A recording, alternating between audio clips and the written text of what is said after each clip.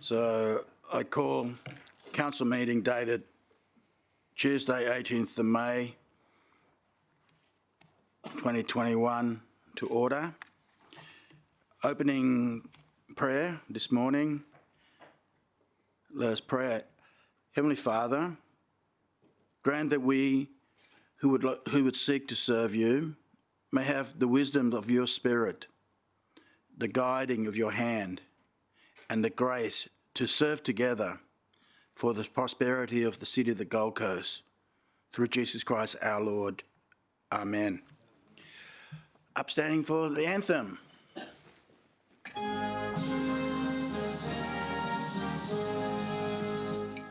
Australians all.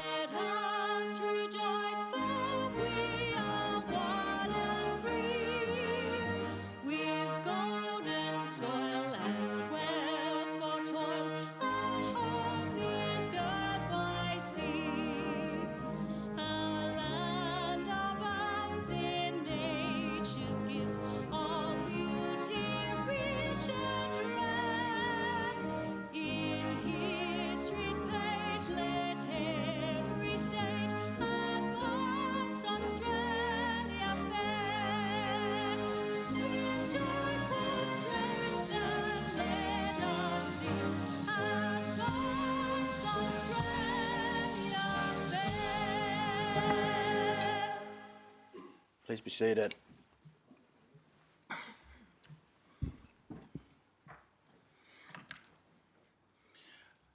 Item 1, attendance of leave of absence. Everyone's here. Item 2, condolences. Councillor Tozer. Thank you, Mr Mayor. I move that a motion of condolence be passed and a message of sympathy be forwarded to the Webb family on the passing of Richard Webb. Seconder, Councillor O'Neill. Mr Mayor, Mr Webb, who is affectionately known as Webby, was in palliative care following a long illness. The long-time Wurrungree resident was 62 and he's survived by his wife Carolyn, daughters Natasha and Stacey and 3 grandchildren. Mr Webb was one of the Gold Coast's best-known photographers in a career that spanned more than 30 years. He worked at the Bulletin from 1982 until 2009 and reached the position of Deputy Photographic Editor. During his long career, he covered some of the biggest events on the Gold Coast, including Kiss's final concert in 2001, Frank Sinatra's 1988 visit for the Ultimate event that launched Sanctuary Cove, quite a number of State of Origin games and other sporting events, the Indy Carnival, and also Pauline Hanson's trial. Local resident Robin Holland had some more personal comments. He also was a regular at the Taipei Golf Club and raised quite a lot of money for the Variety Club over many years. He's regularly supported out the bashes that occur and are driven out of the Taipei Golf Club. He loved hanging out with his mates and having a few drinks down at the Taipei Golf Club, and he was farewelled by more than 200 people last Friday in Madrabar, and he'll be sorely missed by our community. Councillor, put the motion to you. All in favour, show of hands. Against. Motion carried. Yeah, it could include Councillor McDonald. Councillors, now go to Councillor Peter Young. Good morning, Mr Mayor. Thank you. Mr Mayor, I move that a motion of condolence be passed, that a message of sympathy be forwarded to the family of David Barnacote. Seconder, Councillor Hamill.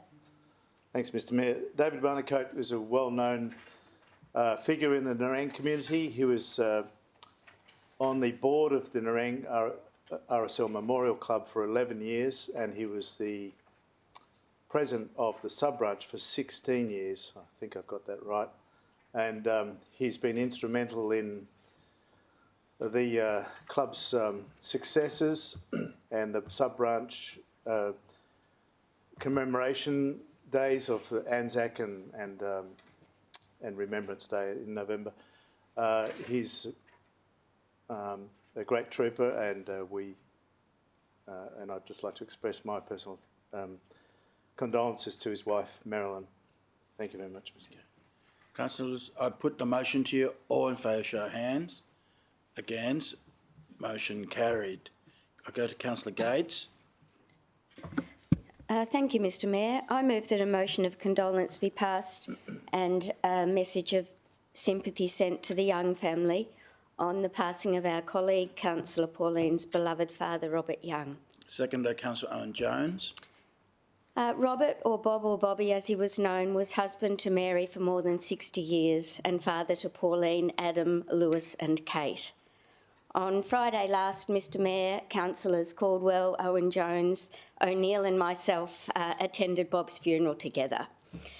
The funeral was a wonderful celebration of a life well lived, and what was really evident is that the Young family was and is synonymous with Burleigh.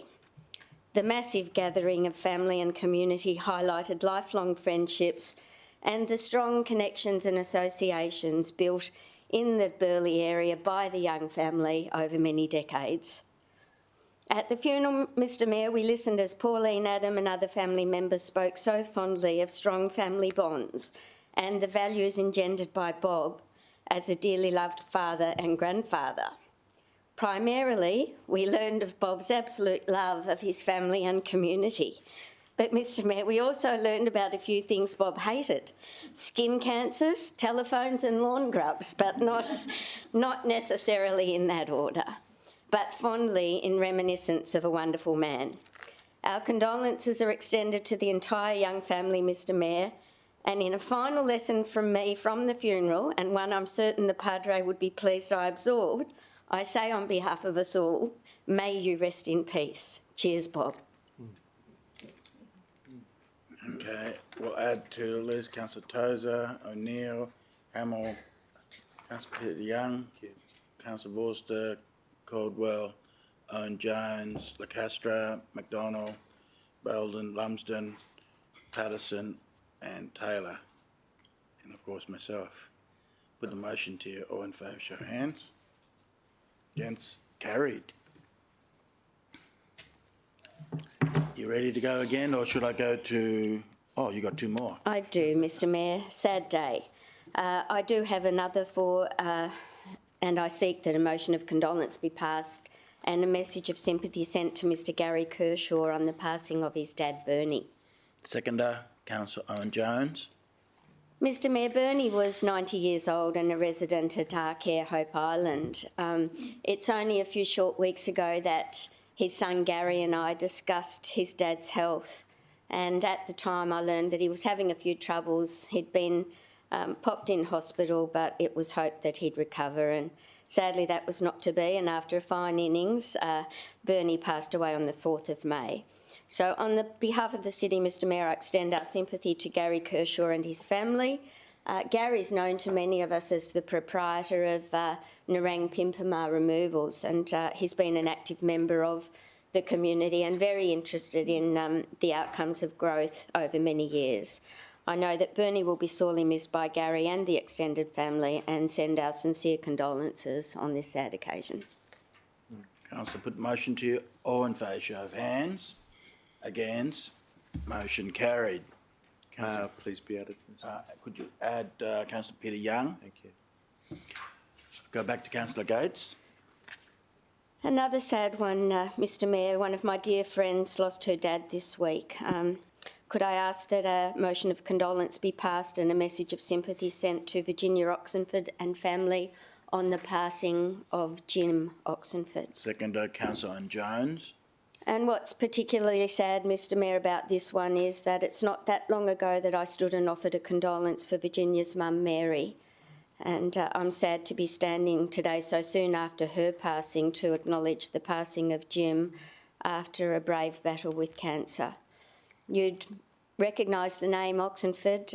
They're one of our pioneering families in Northern Gold Coast, and I'm sure many of us will know of their success across business and sport in our city over many decades. So Virginia and her partner Mike, I know how devastating this loss will be, and I extend our heartfelt sympathy on behalf of the city with thanks for a contribution made over many years. Okay. Could you add Councillor Owen Jones, Caldwell, Lacastra, McDonald, Councillor Peter Young to the condolences list? Put the motion to you. All in favour, show of hands. Against? Motion carried. Okay, councillors, we go to item 3, mayoral minute is nil. Item 4, confirmation of minutes, corrections, councillor Vorster. Thank you very much, Mr Mayor. In order to address an error in the minutes, I'd like to move that the minutes of the 801st ordinary meeting of the Council of the City of Gold Coast held on Wednesday 28 April 2021 at 10 a.m. be confirmed with the change to page 6 such that it shows the Ellison, Devine and Hutchinson families for the condolence of Helen Devine. Okay. Any other correction, councillor Gates? Thank you, Mr Mayor. In regard to item 10.4, which was economy, tourism and events, and in particular item 3 from that report, we need to, I believe, remove 3A from the minutes. And if I can just explain what occurred in that situation, we made several changes to the recommendation for the Gold Coast Health and Knowledge Precinct. And in doing so, we dragged back in our support for funding of the funding agreements with some investment attraction proposals. And as part of dragging that back in, the decision we'd made to consider a revised Gold Coast Health and Knowledge Precinct Partners collaboration ended up in the recommendation, and none of us noticed at the time. It was an error. Our intent was that we have that report brought back to the meeting of the 16th of June. So 6 of our adopted recommendation actually replaces the A from 3 originally. So we simply need to remove 3A and the recommendation then would stand as is. Councillor Vorster, if you're in agreement with that, we'll just move the one motion. I am, Mr Mayor, and concur with Councillor Gates's views.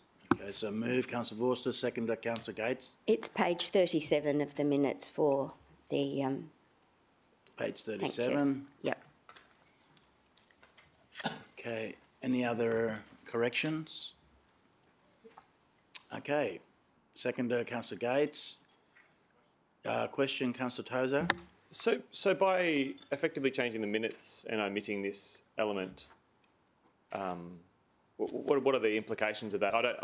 I'm actually neither here nor there on it, but it occurs to me we're changing the minutes of a meeting where we'd resolved a particular matter. Are we reversing or rescinding a previous decision, or just correcting the record? Just correcting the record. That's all. Okay, thank you. Cheers.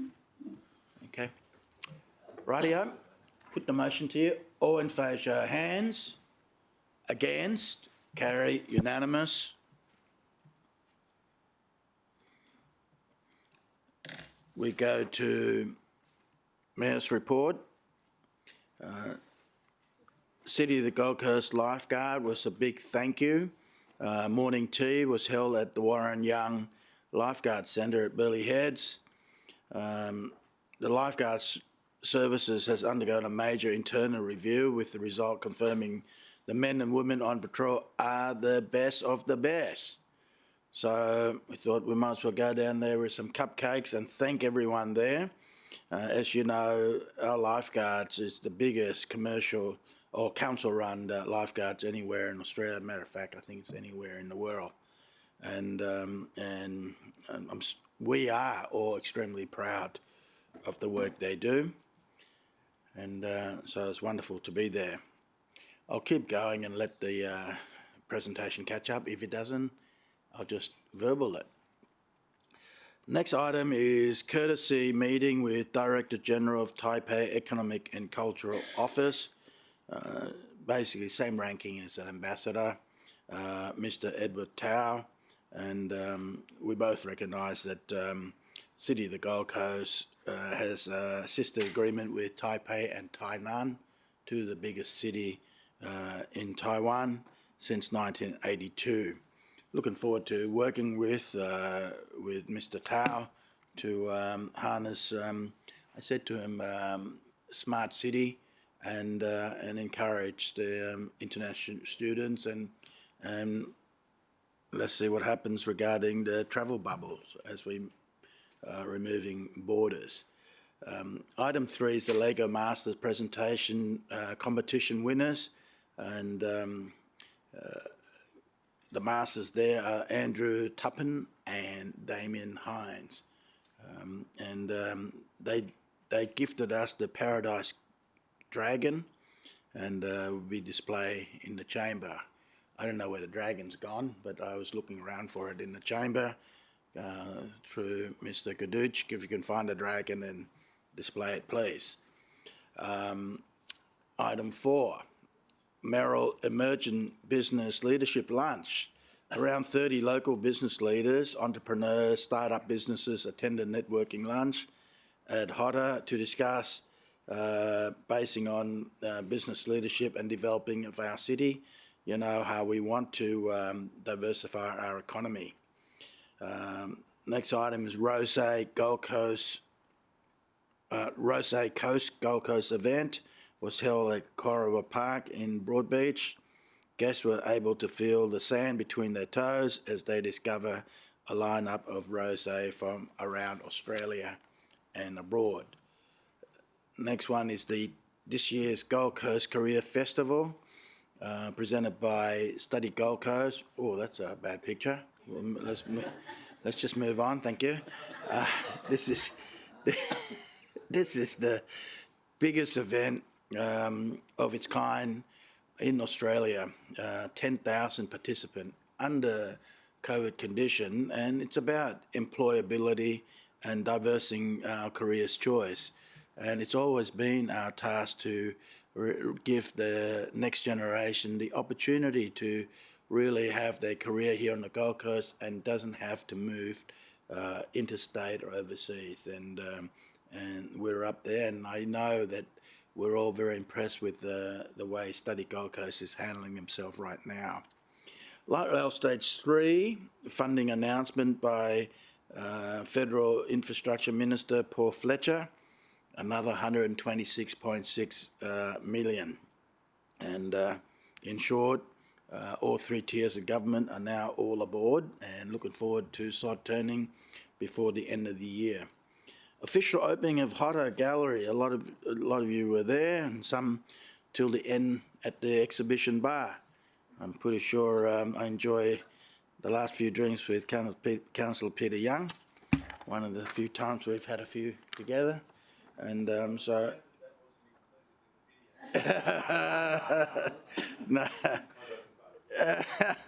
No, it's a wonderful milestone for our city, and to know that we've got 4,500 artwork piece, which is 32 million city collection. Even though this is the biggest gallery regionally in Australia, we only showcase 4% of our artwork.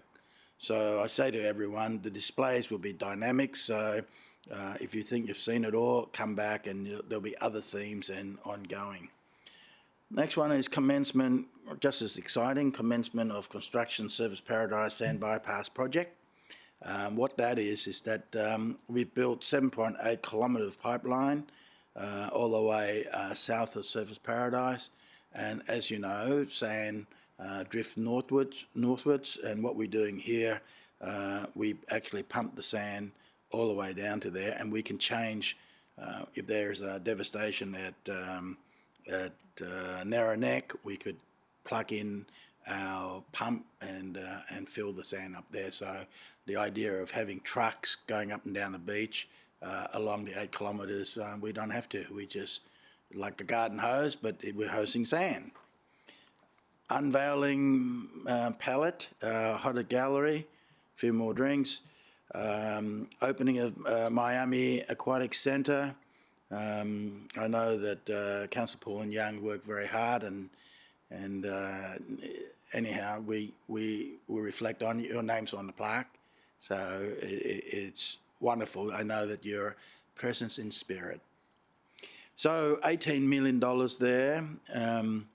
Talking to Gian Rooney, she's was impressed that it's world class, and we anticipate there will be more Olympic champions and world champions coming out of that pool. 10 lanes, 10 lanes, right? So that's 20 lanes of 50 metres, and at a press of a button, I think it takes 15 seconds, those 50 metres become 25 metres. So literally there can be 40 lanes of 25-metre pool for training at all levels. So, congratulations. And we did Prissy Park, State Park upgrade announcement regarding building Australia's premier skateboarding at the Olympic level. I think picture tells a 1,000 words, a video tells even more. If you got it, be good.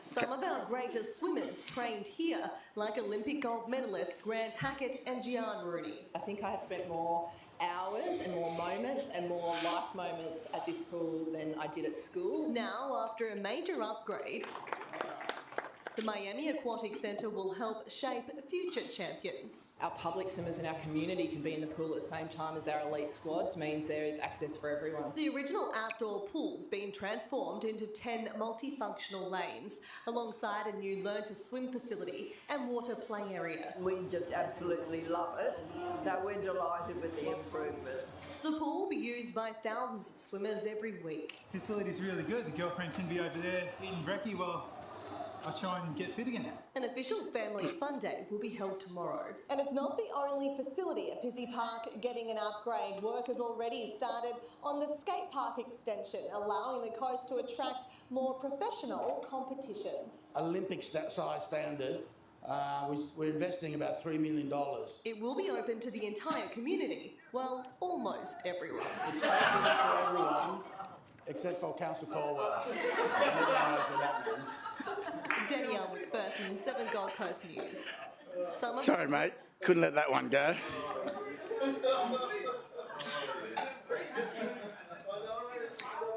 We'll do it again sometime. Right. Item 13, I welcome Delegates Queensland Justice Association Professional Development Conference. This is where we've got 6,000 members of QJA, the peak body for Queensland Justice of Peace and Commissioner for Decoration, and welcoming them all and thanking all the JPs in the community that's done all the work really as a voluntary basis. So it was wonderful, and I think the Chief Justice was there, so it was wonderful to hear her speech. She quoted a couple of books she was reading, so I bought some on Amazon. So I'll come back to you on that one. Councillors, I move that my Mayor's report be welcome and noted. Seconder, Councillor Gates, put the motion to you. All in favour, show of hands. Against, carry, unanimous. Clarification, Mr. CEO, any clarification today? There's none. Everything's good, right? Business arising from the minutes? No. Move on. Presentation, I go to Councillor Vorster, starting from 8.1. Thank you very much, Mr Mayor.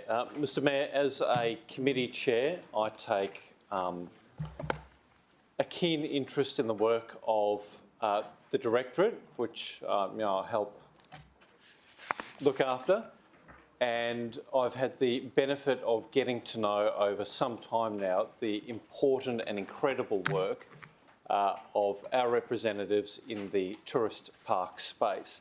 We know that tourism's really important to the lifeblood of the city. 46,000 families owe their livelihoods to this industry. The council supports the sector by supporting Destination Gold Coast, but what's often lost on people is that we're at the front line of tourism as well, and the work of our tourist parks is just outstanding to an impeccable standard, and they do so much to protect our reputation as a family-friendly destination. Now, Mr Mayor, the state at a state level recently examined all of the operators in the space, and at the Caravan Park Association of Queensland Awards, not only were we thoroughly represented, but we also walked away with a significant number of awards, and I think that shouldn't be lost on any of us today. We get this right, and we get this right because we have amazingly competent, committed people working in this space, and we owe them a lot. Mr Mayor, today what I'd like to do is help you present 5 awards. The 5th one doesn't appear on the agenda, but I think it's the most exciting. And the first award, Mr Mayor, is the 2021 Good Corporate Citizen Award. And it recognises the phenomenal Tallebudgera Creek Tourist Park. Now, Mr Mayor, the Good Corporate Citizen Award recognises the significant contribution that a park has made to its local community. And representing the park and receiving the award today will be Adrian. Now, hopefully I've nailed your last name here. I'm going to go with Easdown. Yeah, sweet. Who's the park manager. And I'm not sure if we have Jeff with us.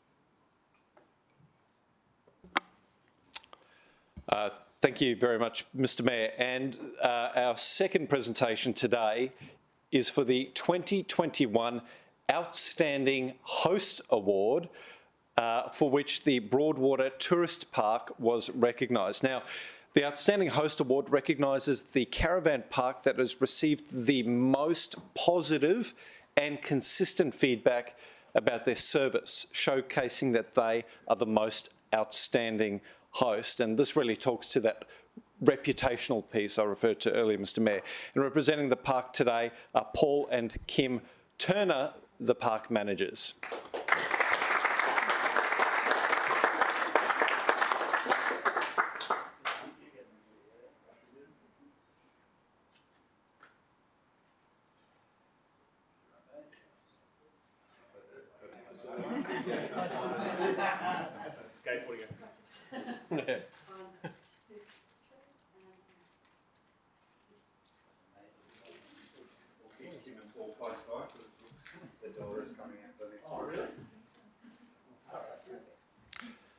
Happy days.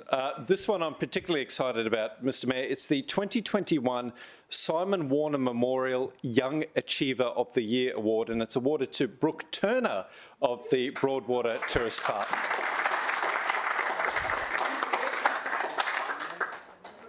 And Mr Mayor, this award recognises a young person from within the industry who's making an impact in their business, but also to the industry as whole.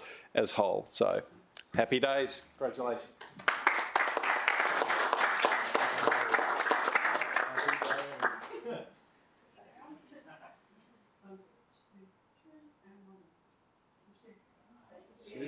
Sue's done a good job of cropping her out.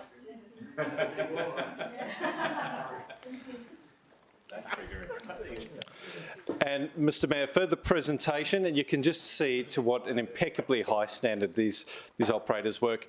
The next award is the 2021 Employee of the Year Award, Honourable Mention, and we recognise Gemma Quinlan, if I've nailed that pronunciation.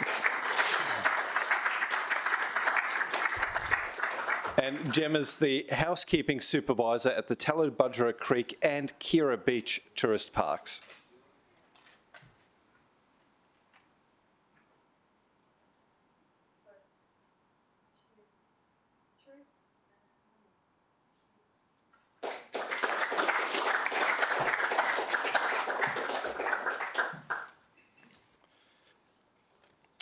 And finally, Mr Mayor, because delivering great tourism product is no walk in the park, it gives me great pleasure to share with you and all of our colleagues that the Ocean Beach Tourist Park was awarded silver for the 2021 People's Choice Awards at last week's National Caravanning Industry Association Awards. Now, Mr Mayor, gold, silver and bronze recognise the 3 highest ratings on the review pro scores within the industry, and this award is in recognition of strong customer loyalty, business performance, organisational discipline that maintains an outstanding online reputation. And Mr Mayor, why this award is just so phenomenal and I think so heartening is that the Ocean Beach Tourist Park is our smallest park. So even our smallest park is achieving incredible national results with the Silver Award today. So I think a hearty congratulations to the operators.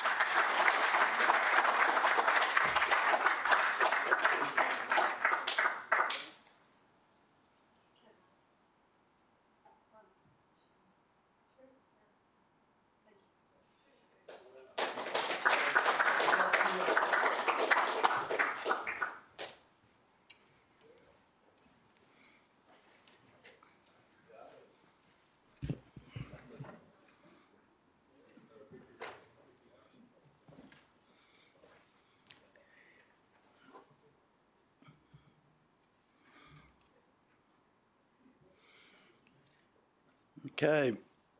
Council, we move on to item 9, conflict of interest. Go to Councillor Peter Young. Thanks, Mr Mayor. A bit more down to business. The Nerang Community Association Inc. has made an application, I've been advised, for a community facilities grant from Division 5. So I'm seeking Council's consent to liaise with officers in regard to this submission. The name of the related party, the conflict of interest in this matter is that I'm a personal friend of the President and the Secretary of the Nerang Community Association, which has submitted an application. The name of the related party is Nerang Community Association. Nature of the relationship is I'm a personal friend of Mr Derek Ogden, who is the voluntary President of the Association, and a personal friend of Mrs Lynn Ogden, who is Secretary of the Association, and I'm a personal friend of Mr Peter Cardona, who is a member of the committee of the Association. The Association has sought a Division 5 community facility grant to progress the construction of a public restroom facility adjacent to their leased premises known as Priest House in Bischoff Park, Nerang. The entire cost of the project is $73,000, from which they're asking $25,000 from Division 5 grant. So I'm seeking consent from Council to be involved in the decision-making process on this matter, Mr Mayor. Councillor Vorster. Thank you very much, Mr Mayor. Just a question through you to Councillor Young, and then depending on the answer, I'm happy to move a procedural motion.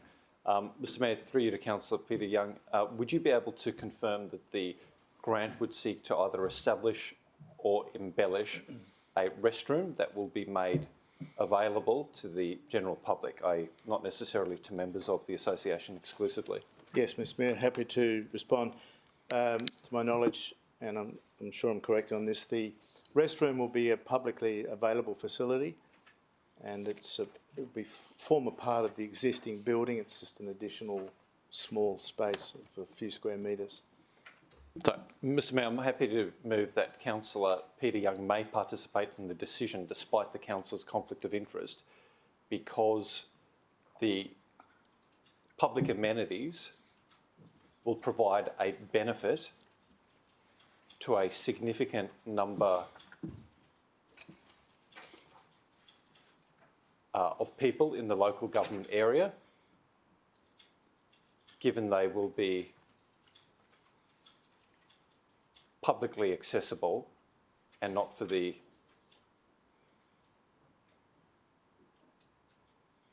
exclusive benefit of the association or named parties. Thanks, Mr Mayor. Just before I take a second, and just want to check, City Solicitor, does that suffice with all the reasoning? We're not voting on it yet, just want to check that is... Good morning, Mr Mayor. I think that there are appropriate reasons for allowing Councillor Young to participate. Okay.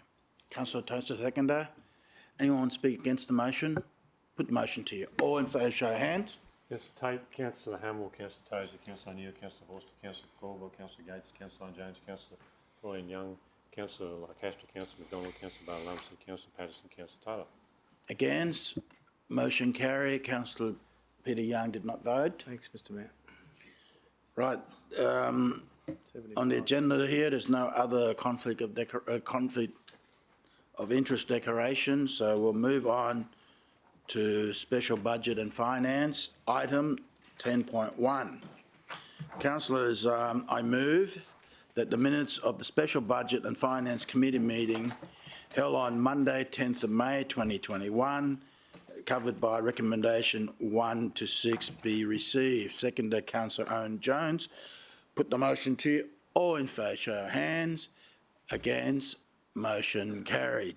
Councillor, I want to go to item 6. Right. I'd like to move the following on the screen, and I'll add the following words.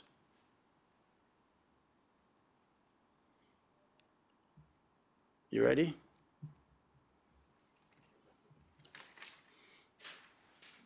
There it is, like magic. And the additional words are, this resolution will take effect on the day the 2021 budget is adopted by Council. Mr. CEO, you want to elaborate a little bit on that? Thanks. It's just really confirming, I guess, the date in which these documents will be made non-confidential. So obviously on the day you'll have, or prior to the day, you'll have the normal documents, but they'll remain confidential until that particular day, and obviously the media will get those documents on that particular day as well. So it's just really confirming, as we did last year, the timing of this decision. Councillor Vorster. Thank you very much, Mr Mayor. Through you to the CEO who's provided some clarification. On budget day, I take the opportunity on social media to share with my community local highlights, predominantly concerning my own local area works and services budget. I just want to confirm that the moment that the budget is adopted, that is appropriate and in keeping with the resolution, absolutely, as long as I don't make that disclosure. Absolutely. Beforehand. Thank you. All right, I move. Seconder, anyone? Seconder, Councillor Tozer. You've heard the explanation from our CEO. Anyone speak against? Put the motion to you. All in favour, show of hands. Against? Carry. Unanimous. Any other items you want to deal separately, councillors? Well, I'll move that the minutes of the special budget and finance committee meeting recommendation be adopted with the exception of item 6, which were separately resolved. Seconder, Councillor Pauline Young. Put the motion to you. All in favour, show of hands. Against? Carry. Unanimous. We now go to 10.2, Transport and Infrastructure. Councillor Pauline Young. Thank you, Mr Mayor. I move that the minutes of the Transport and Infrastructure Committee meeting held on Tuesday the 11th of May 2021, covered by recommendations 1 to 10, be received. Seconder, Councillor Taylor. Put the motion to you. All in favour, show of hands. Against? Motion carried. Any items you wish to deal separately, councillors? Councillor Pauline Young. Thank you, Mr Mayor. I move that the minutes of the Transport and Infrastructure Committee's recommendations be adopted. Seconder, Councillor Taylor. Put the motion to you. All in favour, show of hands. Against? Motion carried. Thank you, Director. Thank you, Smith. We now go to Lifestyle and Community. Councillor Vorster. Thank you very much, Mr Mayor. I move that the minutes of the Lifestyle and Community Committee meeting held on Tuesday, 11 May 2021, covered by recommendations 1 through 11, be received. Thank you. Seconder, Councillor Barr-Lumsden. Put the motion to you. All in favour, show of hands. Against? A motion carried. Any item you wish to deal separately, councillors? Councillor Vorster. Thank you very much, Mr Mayor. I move that the minutes of the Lifestyle and Community Committee meeting of Tuesday, 11 May 2021, covered by recommendations 1 through 11, be adopted. Thank you. Seconder, Councillor Barr-Lumsden. Put the motion to you. All in favour, show of hands. Against? Motion carried. Thank you, Director. We now go to Water, Waste and Energy. Councillor O'Neill. Thank you, Mr Mayor. I move that the minutes of the Water, Waste and Energy Committee meeting held on Wednesday, 12th of May 2021, covered by recommendations 1 to 14, be received. Okay, seconder, Councillor Hamill. Put the motion to you. All in favour, show of hands. Against? Motion carried. All right, you're not going to get off lightly on this one. There's a couple here. We'll start from near the top. Anyone on the earlier single digits? Anyone? All right, so double digits. Anyone? Councillor Owen Jones. 14, Mr Mayor, which is the tariff reform. I won't speak against it, but I will vote against it. But I do thank the Director for circulating a confidential memo providing some additional information. Okay. Councillor Tozer. At the committee, this matter was dealt with at some length, so I'm happy to move the committee recommendation. Okay, moved committee recommendation. Seconder, Councillor O'Neill. Do you want to speak further on it? I might reserve to close debate after if there's debate. Councillor Jones. You want to speak against? Yeah. All right. Councillor Jones, you want to go first there? Thank you, Mr Mayor. The city finds itself in a difficult position with some of the reforms that have happened in regards to the state government and waste levy, and that has led us to a confidential briefing from the city officers in regards to a direction forward, and I think it will be something that will be dealt with at Special Budget Committee, and I will leave it at that, Mr Mayor. Okay. Right. Anyone want to speak for the motion? Nobody's for? Go to Councillor Tozer to close.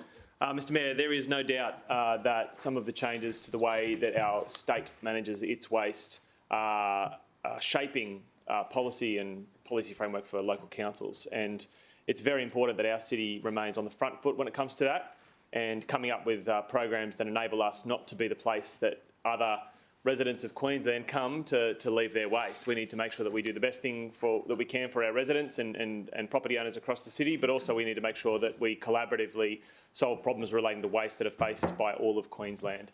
And frankly, waste really doesn't even understand state boundaries. So because we are on the New South Wales border, a waste program that potentially is favourable to New South Wales residents coming into our city needs to be dealt with appropriately. I hope that through the special budget program and the confidential recommendations that Mr Heaton has and his team have ably provided to our councillors, we can make the right decision moving forward. And frankly, this committee recommendation, I think, moves a step in the right direction in that regard.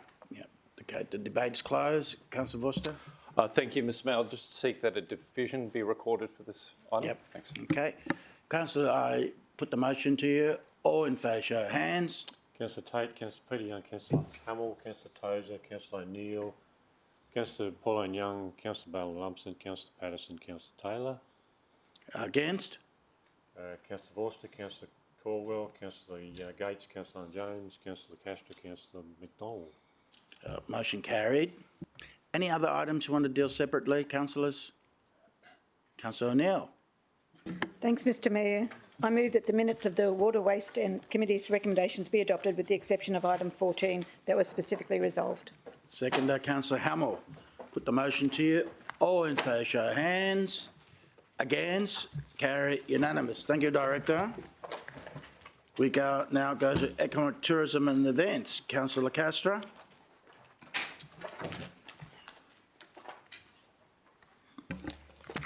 Thank you, Mr Mayor. Mr Mayor, I move the minutes of the Economy, Tourism and Events Committee meeting held on Wednesday, 12th of May 2021, covered by recommendations 1 to 14, be received. Seconder, Councillor Tozer. Put the motion to you. All in favour, show of hands. Against? Motion carried. Any items you want to deal separately, Councillor Tozer? Mr Mayor, yes, I am hoping to move the committee recommendation for item 3 with a slight change based on advice provided to me by the Director. Okay, we go to 3 councillors. Over to you. I have a procedural motion, if you don't mind. Conflict of interest in this regard. Right, could you pause there for that? Thank you, Mr Mayor. In regard to item 3, all councillors received correspondence from Mrs Lois Levy, advocate of Gecko, opposing further investment of ratepayer funds in the project and so forth. And as I'm a honorary member of GECO, I just seeking to raise this conflict. Yeah, you mentioned all received it. I'm not so sure all of you, so just go, most of you would be more accurate probably. Beg your pardon, Mr Mayor. I just looked at the email that came in and it's addressed to all councillors. For yourself, it's Mayor at Gold Coast, so whether or not you've seen it is another matter. Yeah, it's gone in spam. But it's certainly addressed to all councillors. Okay, that's fine then. Please go ahead. Thank you, Mr Mayor. Now, I did raise this with the City Solicitor. She doesn't believe that there is a declarable conflict of interest, but for the sake of complete probity, given that I'm an honorary member, I'm raising this potential conflict for the benefit of council, and I'm not making a declaration as such. I'm just telling you that that's the fact, and then opening it up for anyone who may wish to seek a deliberative motion on it. Thank you, Mr Mayor. Okay. Right. So I'll go back to Councillor Tozer. Thank you, Mr Mayor. The motion of the committee, or the recommendation of the committee, remains unchanged, but I received an email from Director Swain this week asking for a slight amendment to item 2 in order to not be necessarily constrained by the funding source for that amount, and I have inadvertently left the wording that she provided to me gone. So I'm wondering if through you to Alicia, I could ask for that wording to be appropriately amended. Okay. So rather than that, the 2021-22 budget process include $500,000 funded from the tourism and economic development component of the differential rate, it should be that an allocation of $500,000 be considered as part of the 21-22 budget process. So we're removing the first sentence and replacing it with what is currently the second sentence in part 2 of the resolution only. Right. My understanding is that Director Swain made that recommendation to me in consultation with Mr McCabe, acting CEO, and I'm neither here nor there on what funding source is provided to enable some of the work that we do forward. Okay. If you're, I'm happy to move it. If someone will second it, I'll open debate if you like. Yeah. Move, Councillor Tozer. Seconder, Councillor Owen Jones. Question. Speaking for, going first. Councillor Vorster. Thanks, Mr Mayor, and I'll seek your guidance on this procedural issue. I would seek to move an amendment to add a part 6, but I'm not sure if that can only follow opening remarks from Councillor Tozer. Let's have a listen to Councillor Tozer, then I'll come back to you and then we move on from there. Thank you. Councillor Tozer. Mr Mayor, the committee was, very well. We debated at length some of the particulars of the report considered by Council in relation to the Cableway. And there's no doubt in my community of Division 9, within which the entire Cableway focus area is located, there is divided views where people are strongly supportive of the idea of a Cableway, but there's also a large number of members of the community who were perhaps part of a previous incarnation of this that were supportive of it never going ahead. So it's been a challenging proposition for me as a divisional councillor to deal with, but the Cableway project is included in our Destination Tourism Management Plan, and notwithstanding the individual merit of projects within that plan, it's really important that we gather the necessary information to make an informed view about this project. And the motion before Council today attempts to do that. The first element of the motion is quite specific in engaging the state government. At the moment, we have received correspondence from the Department of Tourism, who perhaps rightfully have been relatively bullish, one might interpret, about a Cableway, the idea that there be a new major project relating to tourism in the city. I think they seem to be generally supportive of. What is absent in all of the correspondence so far is any written correspondence from the Department of the Environment. The Department of Environment is responsible for the national parks within which this project would be located. And whilst we have engaged with the Department of Environment, they've had officers attend workshops and discussions. The Minister for the Environment, outside of the odd commentary in the media, has not written to us about this project. And I think it is central to the success of the project or the demise of the project that we receive engagement from the state government about their willingness to participate in this project. Given that it's located entirely in national parks, it's a state asset, and we need to do the right thing and make sure that a memorandum of understanding is struck between the state and us.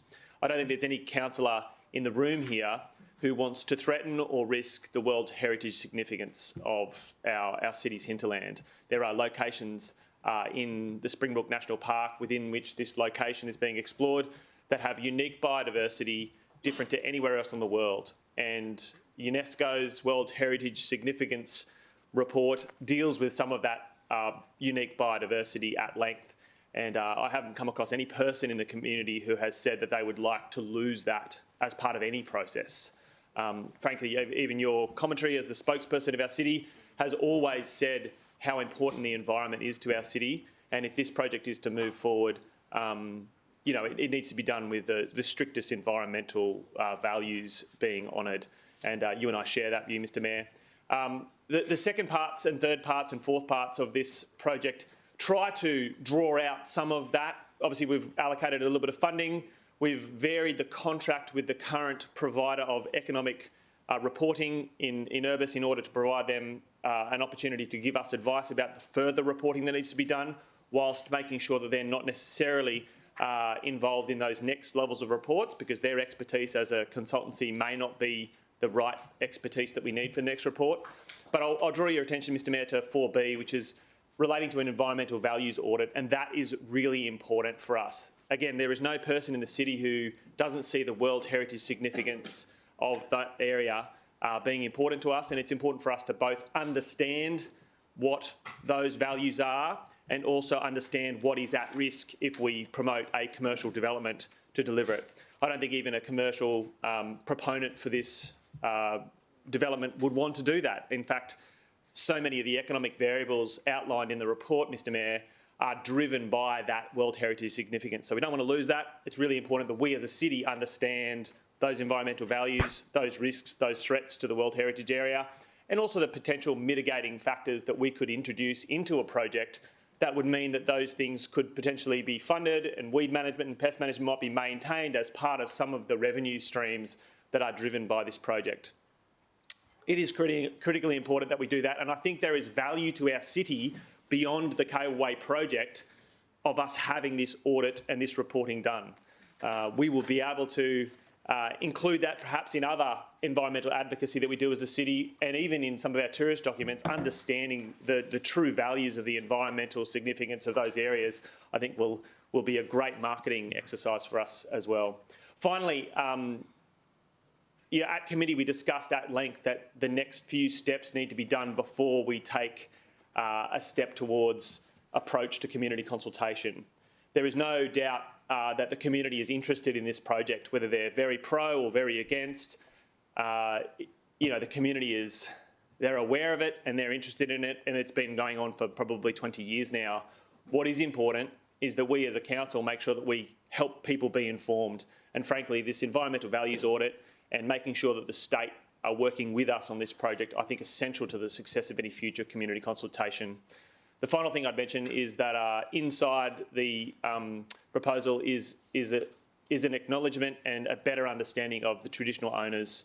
As a city, and particularly through the Commonwealth Games, we became more collaborative in the way that we talk about traditional custodianship and ownership of the First Nations interests in our city. And I think this particular project is moving into an area where a better understanding of traditional ownership and traditional custodianship will be central to success.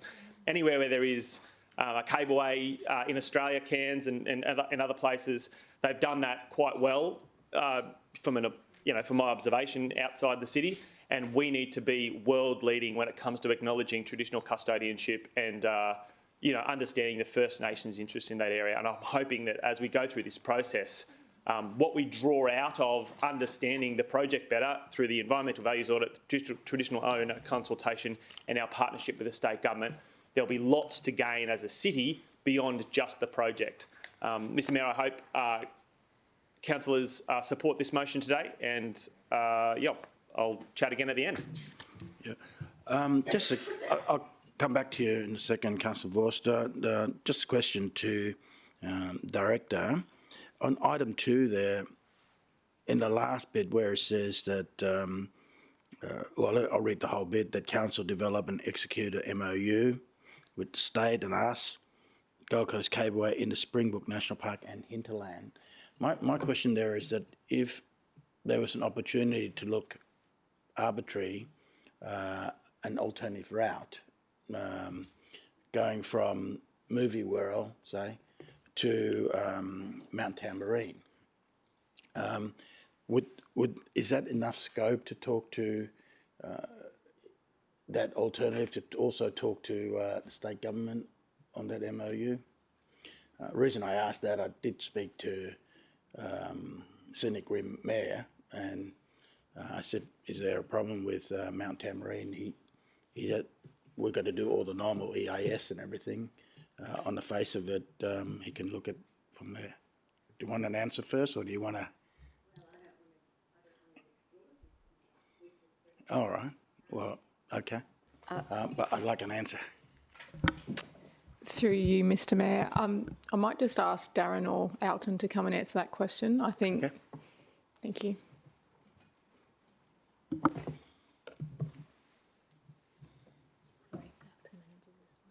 Oh, okay.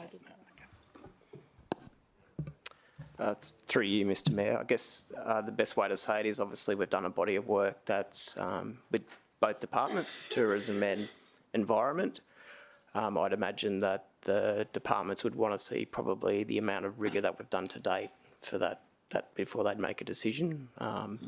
So they're probably different memorandum of understandings, but definitely a conversation. Okay, so it's different to this one here. Okay, no problem. Now I've got that. So there's no need for objection because it's not going to be included in this this part. Councillor Forster, you ready? Thank you very much, Mr. Mayor. Mr. Mayor, I'd like to move an amendment to add a 6, which reads as follows: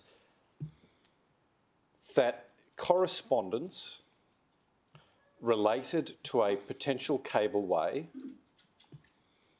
between any councillors and relevant ministers and departments be included in the next report to council.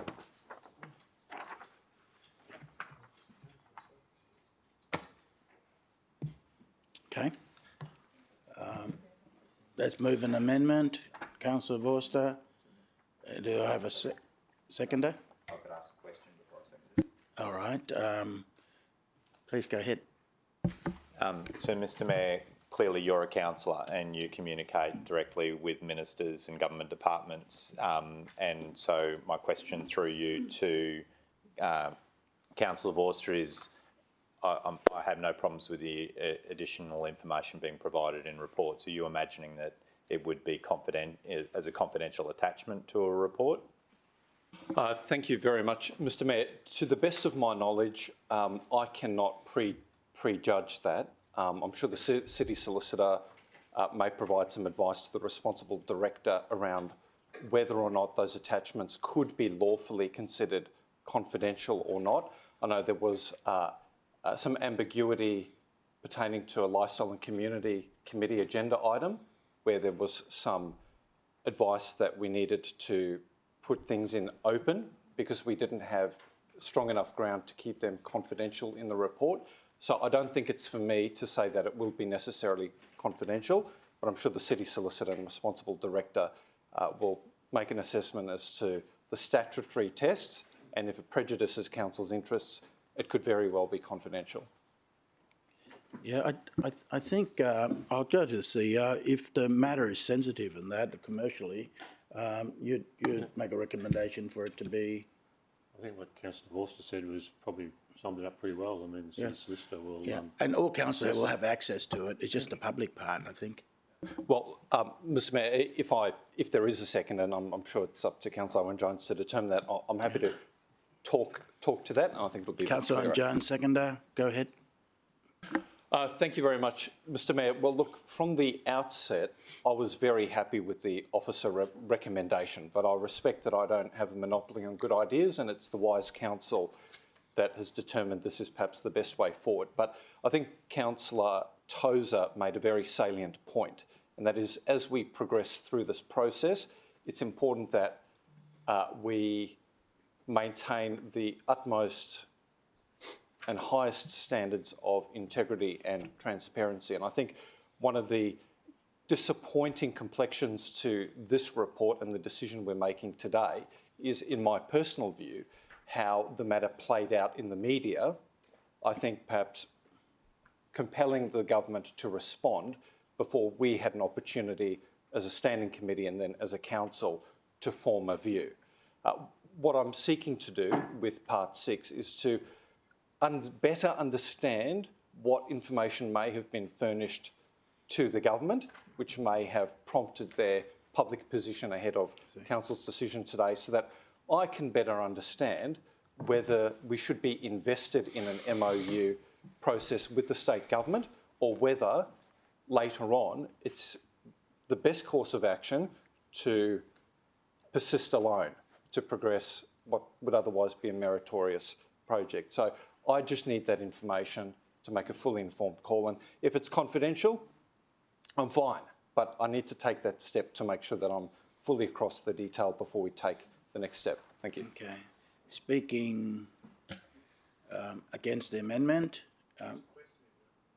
question, Councillor Peter Young. Thanks, Mr Mayor. Question to Councillor Vorster, if you don't mind.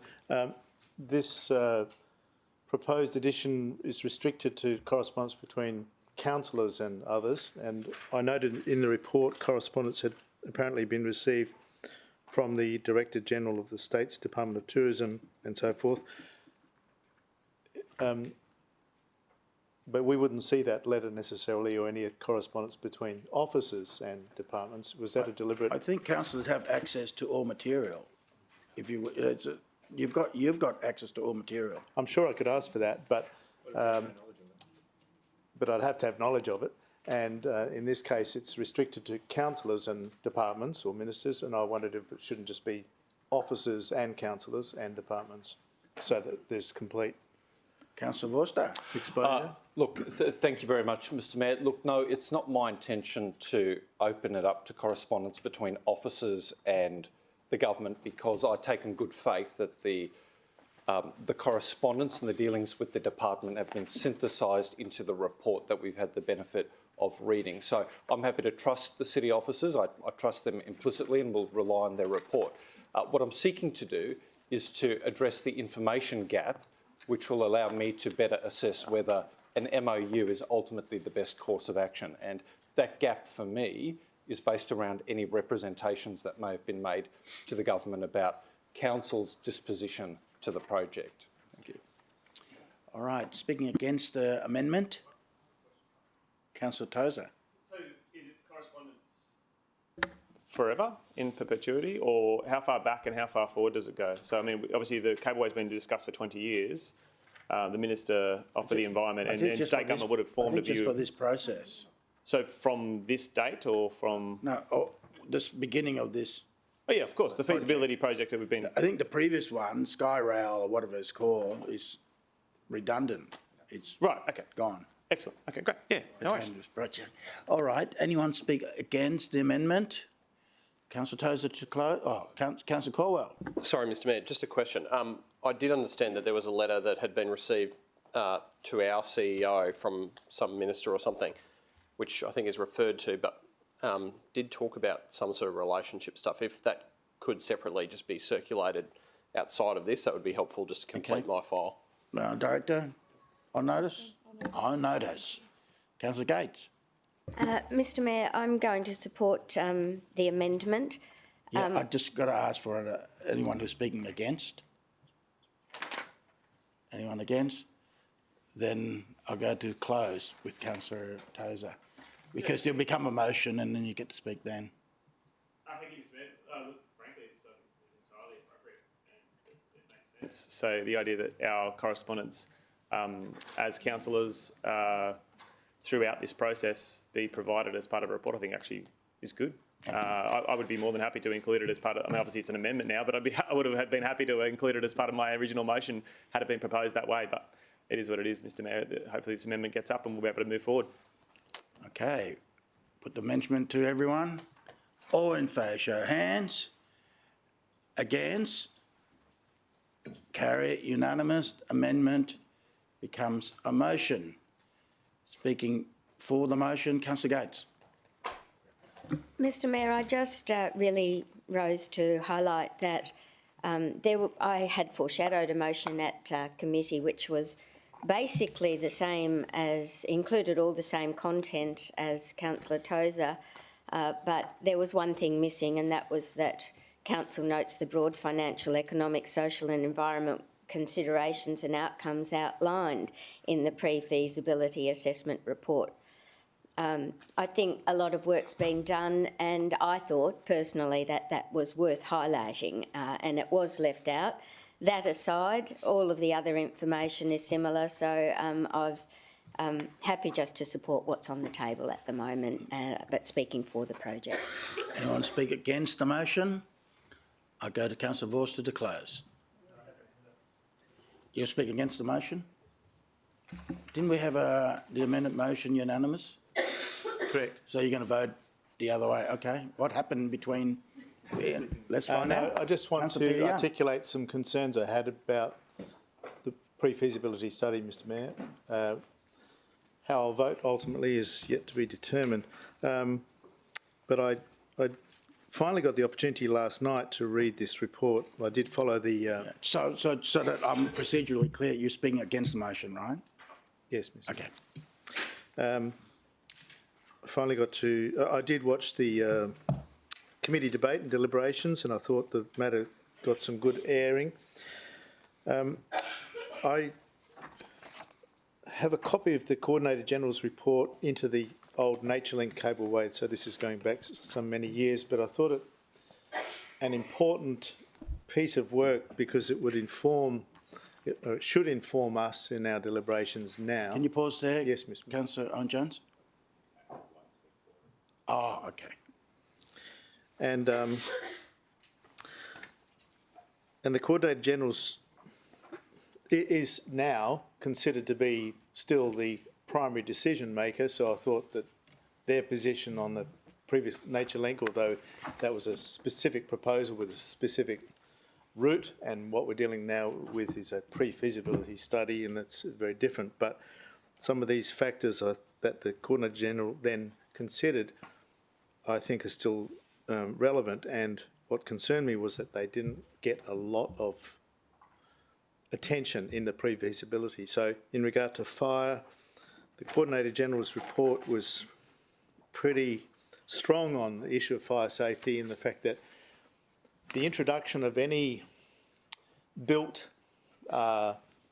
attraction in the World Heritage Area would introduce a fire risk that has to be managed. So because you're putting people and towers and cable cars and so forth at risk, there needs to be a corresponding response to that, managing fire. So managing fire requires hazard reduction burns, fire trails, that sort of thing. So by virtue of that, you're diminishing or deteriorating the World Heritage values, which is completely contrary to the objectives identified in the conservation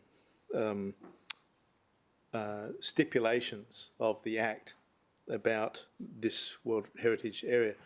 So it seemed to the Coordinator General then that the issue of fire and the management of fire was so significant that it rendered the project inadmissible because... So what date is that, Coordinator General?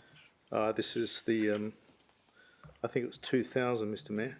So it's going back some time, but still the issue, I think, is relevant.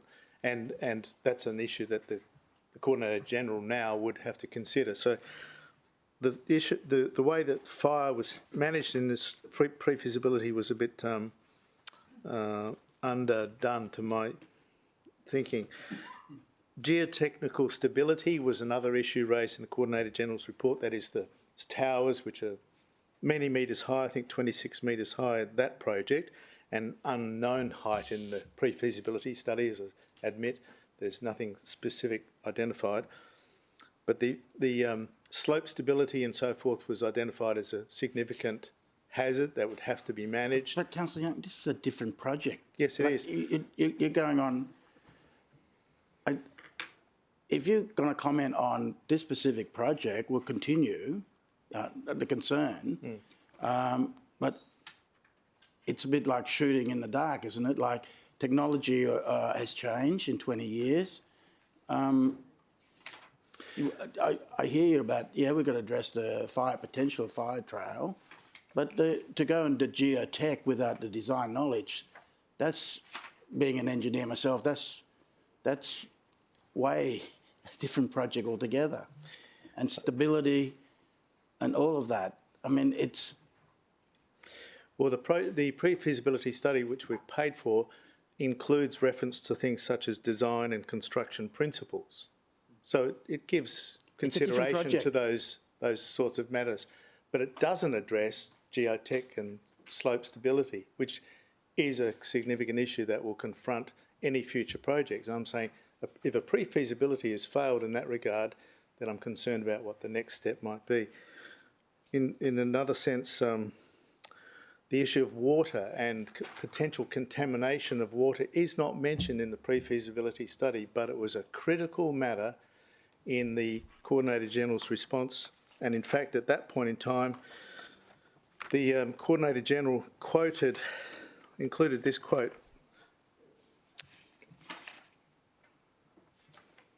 I can find it. So do you have a water table on this current project you can share with us?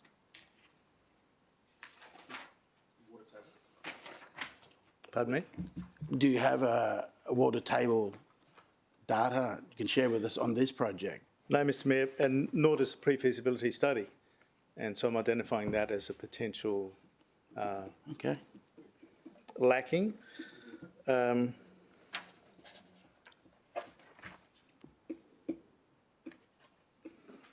In regards, and so it's about the water catchment and the value of this area to our catchment to preserve and sustain our city.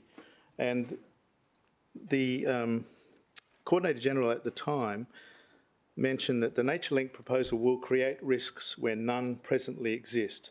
The protection offered by Springbrook National Park to Little Nerang Dam and the Gold Coast catchment area as watershed protection is intangible and not reflected in any cost-benefit analysis. And that was a submission from Gold Coast Council. Well, but this is not an Naturelink project. I'm just trying to say to you. Yeah, I understand that. And I'm just trying to articulate the fact that in our pre-feasibility study, there seem to be some shortcomings, and not to mention water catchment or the potential impact on water catchment seems to be a stark deficiency when the Coordinator General's report in 2000 for a specific project, but in the same area, identified that as a key consideration. Now, it's not considered at all in this report. That's my concern. And likewise, as I mentioned, slope stability, fire is given very little strong consideration, and the matter of the environmental values, I think, are not as strongly emphasised as was done in the specific report about the 2000 Naturelink proposal. So for those reasons and others, I'm very reluctant to progress anything on the basis of this pre-feasibility study. We're told that there was an engagement process, but I'm not sure who was involved in that engagement. It was obviously a selected group of people, including representatives from the tourism industry, and I wondered why their engagement was sought rather than engagement at that point in time, let's say, of traditional landholders or those with an environmental perspective, the people responsible for the World Heritage considerations. So those matters have made me doubt that the integrity of what we're dealing with at this point in time. I support the objective of Councillor Tozer through committee and today to seek to understand better what the constraints are, and specifically through his 4B there, and I support that objective. I think that's vital for us, but I don't want to give any indication of support for what has been conducted to date in the pre-feasibility study, Mr Mayor. Okay. Darren, you got some answer some of my questions there?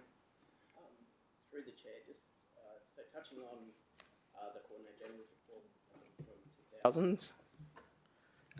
So the answer to that is yes, we've got that report and we're aware of the issues that were raised in that.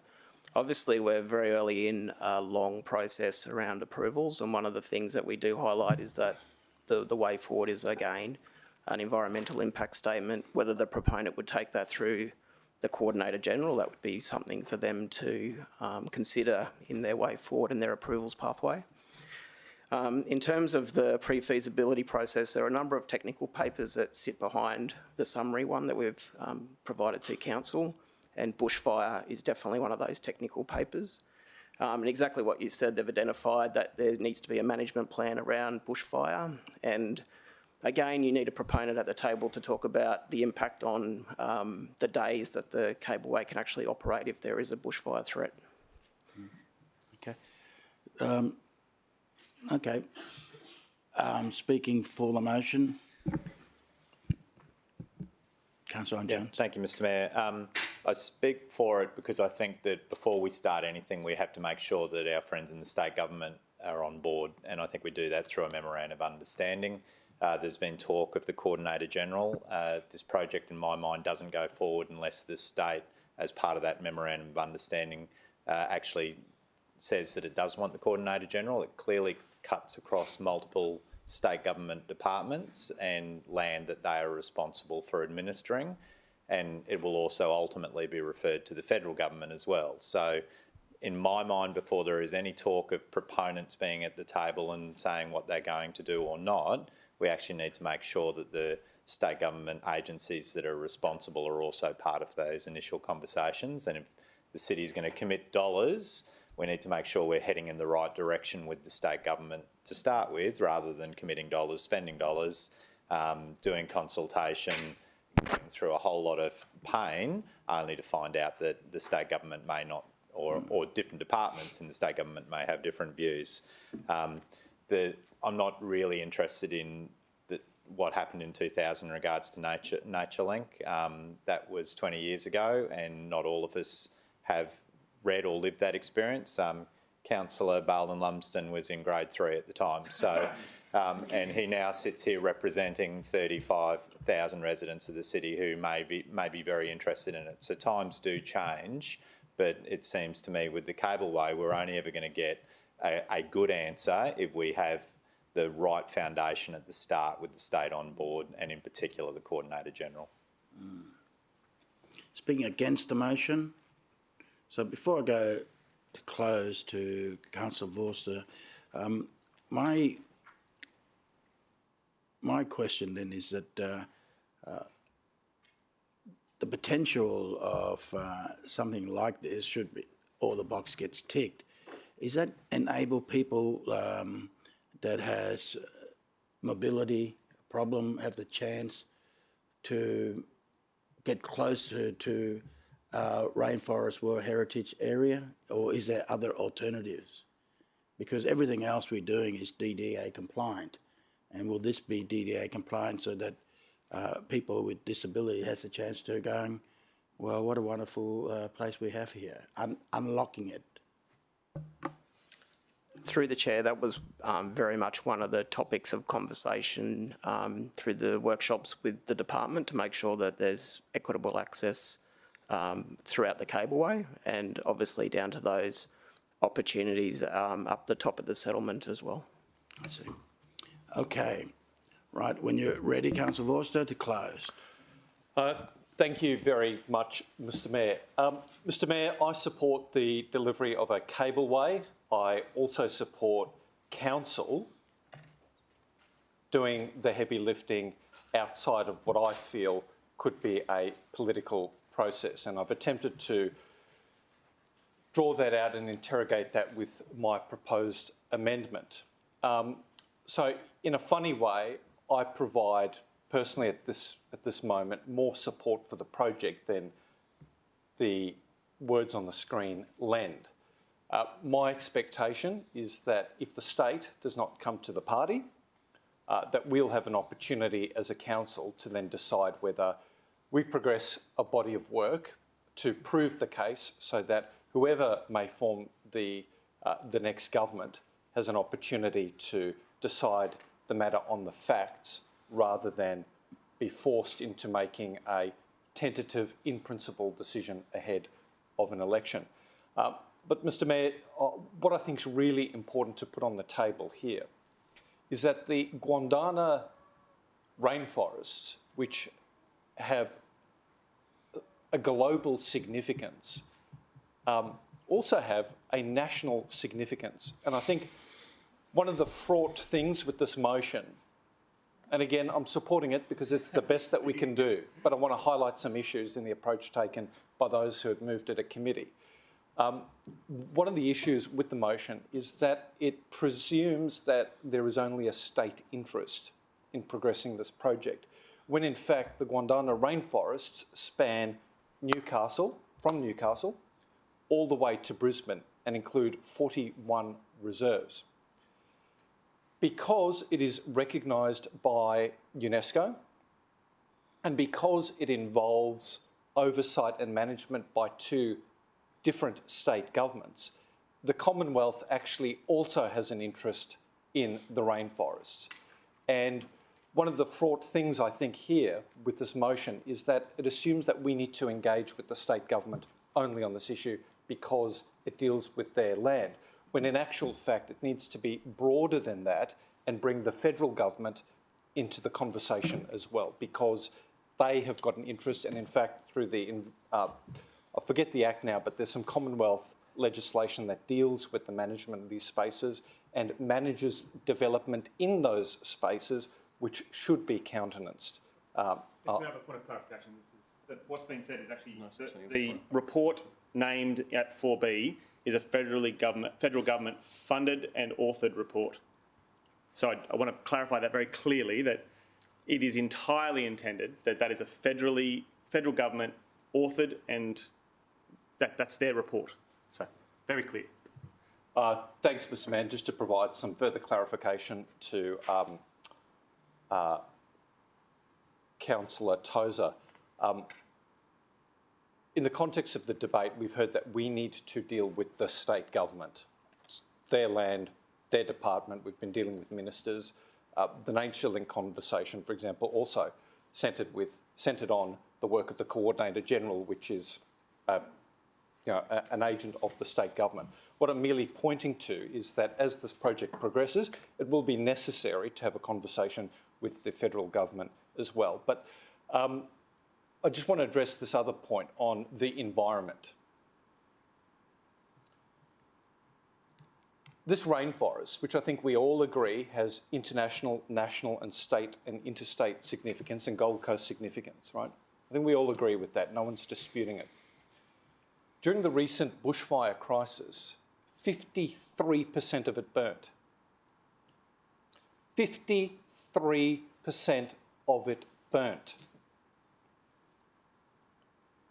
To my mind, progressing this project and understanding the fire risk and helping to mitigate the fire risk is actually our best opportunity to preserve the green assets around a potential cableway. Because to my mind, if we don't do this body of work and if we don't support the delivery of this sort of infrastructure, we risk here on the Gold Coast what happened further south, and then we end up with a more severe environmental outcome. So just to Councillor Young's point, I don't believe that supporting a cableway actually induces bushfire risk. In fact, what it may do is give us a better understanding of what the risks are and the capacity to respond early before we see catastrophic environmental damage as we saw during the recent bushfire season. And I just want to make this point as well to any councillor who worries about bushfire risk and how this project may create risk. This council has put real money on the table to enhance our cooperation with the state government to manage bushfire risk in our green estate. But it's the state government which, to the best of my knowledge, has not had the courtesy to respond to 3 letters from this council on the point that wants to walk away from that partnership, increasing the the risk of fire danger to our city. So I don't think looking at this project and suggesting that there would be additional fire risk is fair, because on balance, we're doing more than the state government is prepared to do to mitigate risk. And certainly if we progress it and we understand it in that issues paper, we may have an ability to defend those environmental credentials. But Mr Mayor, I'll just close by saying this. While I would have preferred to see the officer recommendation progress, I will defer to the judgment of the committee and council with this compromised solution. But I just want to be at pains to stress this. There are examples, many examples, of cableways internationally and even in Cairns within our own state that make a positive contribution to establishing environmental assets and understanding. The Skyrail Foundation in Cairns does phenomenal work. I think they were the first, I forget what it is, but they were the first platinum recognised ecotourism operator, was the Skyrail in Cairns. In Cape Town, the operator there has done incredible things, and this is what I love on the issue of traditional owners and indigeneity. In Cape Town, the operator there actually created a program of education and employment opportunity with their operations. And it could very well be that in delivering a cableway here on the Gold Coast and working with traditional owners, that there may be an employment and education program that can support opportunities for local Indigenous Gold Coasters. So, in closing, Mr Mayor, I would love to have seen a more full-throttled support for the project. I will defer to the judgment of the committee and council, but I don't want us to assume that it's a zero-sum game and that supporting a cableway means detriment to the environment. No, because operators can step up and they're awarded for doing so. I don't want us to form the view that supporting a cableway increases fire risk, because our council does more than any other council in the state of Queensland to mitigate fire risk. And understanding risk will allow us to defend catastrophic environmental damage when fire does come, which I think is a lesson that was learnt out of the recent bushfires. And I also want to say that progressing a cableway does carry with it social and economic benefits. Other operators do this. We can learn from their example. We can do more, particularly on the issue of disability access. And it's unfortunate that we didn't have an opportunity to signpost that, as Councillor Gates wanted to do at committee, because there are benefits. There may be some costs, but there are benefits, and we should not lose sight of that in the process. Okay. Councillors, debate's closed. Put the motion to division's call. All in favour, show of hands. Councillor Tate, Councillor Hamill, Councillor Tozer, Councillor Neal, Councillor Vorster, Councillor Caldwell, Councillor Gates, Councillor Jones, Councillor Pauline Young, Councillor Castro, Councillor McDonald, Councillor Barr-Lumsden, Councillor Patterson, Councillor Taylor. Against? Councillor Peter Young. Carried, supermajority. Any other items you wish to deal separately? Go back to the chair of the committee. Councillor Castro. Well, Mr Mayor, there we go. I can't say this is how it's done at all this time, can I? Mr Mayor, I move the minutes of the Economy, Tourism and Events Committee recommendations be adopted with the exception of item 3, which was separately resolved. Second, Councillor Tozer. Okay. Put the motion to you. All in favour, show of hands. Okay. Against? Carry. Unanimous. Thank you, Director. You're staying, aren't you? Keep a seat warm. Councillors, we're going to planning, but let's take a few minutes, stretch around. What do you think? 10 minutes good? All right, see you at 11:40.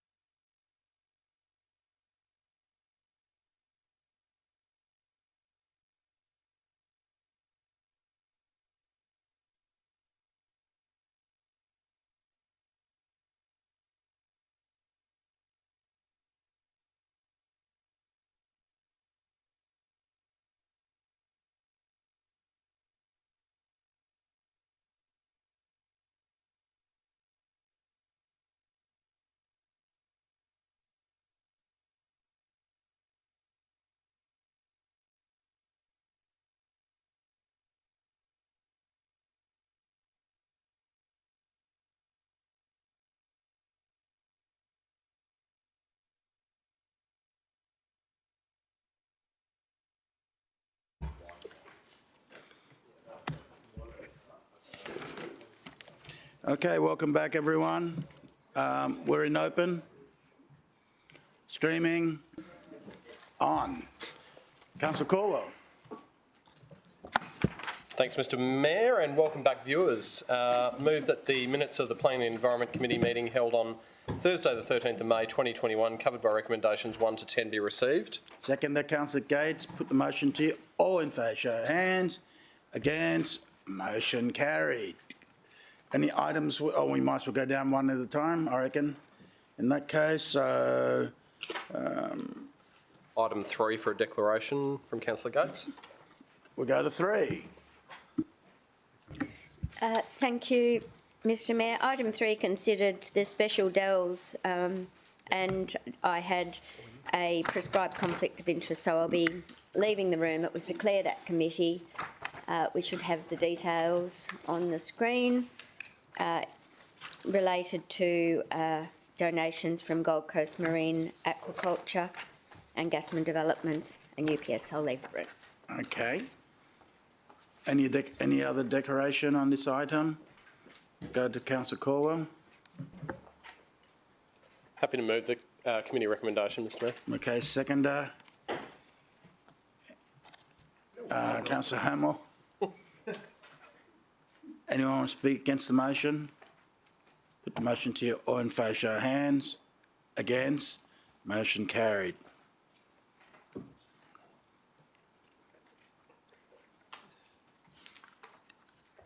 Item, we'll recall Councillor Gates. Item 4, any declarations? Move. We can if you would like, Yeah. or we can hoover it up at the end. Okay, let's hoover it then. Okay. We can move to item 5 next, Mr Mayor, I think, for just a change to some conditions, which I understand Councillor Vorster would like to make. Councillor Vorster. Thank you very much, Mr Mayor. I'd like to move a change recommendation, a copy of which was provided to the Minute Secretary. It deals with just a very small amendment to preserve some public access around the development. So, want of a seconder? Yeah, Councillor Caldwell, seconder. Thank you very much, Mr Mayor. I'll be extremely brief. The subject site is located within an office park at Robina. It was established many decades ago, but this portion of the office park has remained undeveloped. Falling within the neighbourhood zone, there is the possibility of delivering residential product on this undeveloped portion of the site, and that's precisely what the proponent has sought. The proponent's application garnered significant community interest, and many residents thoroughly interrogated the plans and I think prompted through city officers some revisions that protect the amenity of nearby streets. Mr Mayor, the reason why this development application I think is in the public interest and so compelling is it affords us an opportunity to protect public access to the boardwalk, which sits both on public and private property and runs alongside the lake. There's every risk that had we not secured an approval with this condition, that gates may have gone up and residents would have been limited in their ability to access, for example, Robina Pavilion through Orpheus Link Park. Mr Mayor, one of the other meritorious reasons for supporting this application, I feel, talks to the issue of traffic. And what we saw at committee was that this development will induce 1/3 of the traffic that we would otherwise get if somebody progressed a commercial development on the site, which they're entitled to do. It also is the least intensive outcome in terms of parking. So if residents were concerned about overflow car parking, this is the development to support, because other uses may induce up to 147 vehicles into the precinct. So on balance, worth supporting, particularly with this change recommendation, Mr Mayor.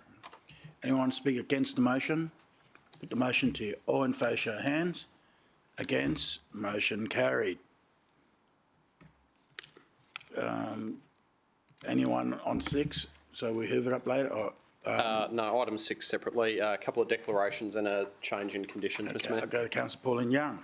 Thank you, Mr Mayor, and it's my standard declaration on the Old Burleigh Theatre Arcade, a declarable conflict of interest as my brother was the selling agent, and even though the property's settled, I'm still conflicted because he's the manager, so I'm going to leave the room and come back. Okay. Anyone else? Councillor McDonald. Mr Mayor, yes, I'd like to move two conditions for... Just before I will come back to you. Any other conflict of interest? Okay. Councillor McDonald. Mr Mayor, the first condition is for number 4 for the amended plans, provide an area of no less than 1,000 square metres of arcade/gallery space to recognise the building's social importance as a place of gathering and entertainment, to preserve the building's cultural heritage significance and to ensure its values are protected. That's number 1. And number 2, it's 21.1, digital signage. Provide clearly identifiable digital signage along the Gold Coast Highway frontage of the subject site to identify the number of available visitor car parking spaces. Have you got those you can give to a minute taker, or has she got it? Yes, I think. Have you got the other one?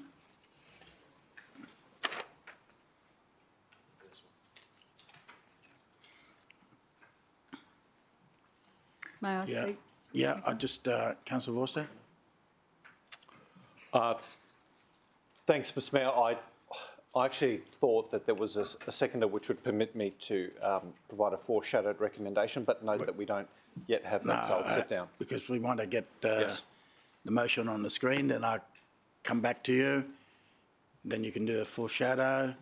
We've got to have a motion there before we can foreshadow a motion. So I'll second it, Mr Mayor, so that Well, you can't second it until it's on the screen. Yep. So, just let's it finish on the screen and then.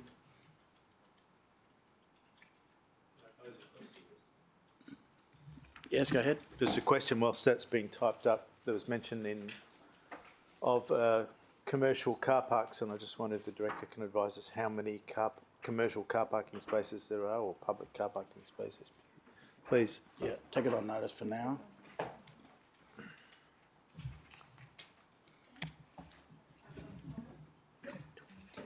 Okay. Is that right? Got everything there? Moved by Councillor McDonald, second by Councillor Owen Jones, and yes, there's 22 car parks. Councillor McDonald. On adding to the local heritage register, council recognised the building's social importance as a place of gathering and entertainment.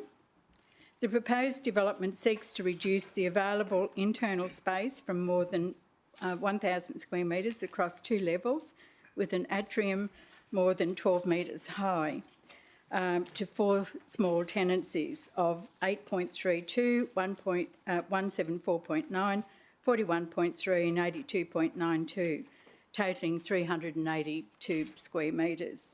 So it's been reduced from 1,000 or over 1,000 to 382 of the total floor area with no central gallery space or atrium. I don't believe that the social importance has been achieved, and I don't believe that this application is really retaining its social importance and respecting its former uses as the Old Burleigh Theatre Arcade / Deluxe Theatre, which was a major entertainment venue from 1930 to 1966. I think that we've missed a huge opportunity to make this a showcase for the city. It's one of the first. And it's regrettable that some use for community function was not included, as originally indicated to me when I first had my the meeting with the applicants of this development. Losing the cultural aspect in the redevelopment of this historical building is a huge missed opportunity. to preserve some of the cultural area for the Southern Gold Coast and Burleigh. So, Mr Mayor, you know, I'd hope that the councillors could see their way clear to have this included because, as we see, that cultural area of the theatre has been reduced to just a few tenancies. So it'll be a really missed opportunity for that area. To speak on the car parking signage, I understand from council officers that that signage will be TMR approved, so they'll have to approve that signage that's for that digital signage. So I would ask councillors to support this amendment for this resolution. Okay. Councillor Auster.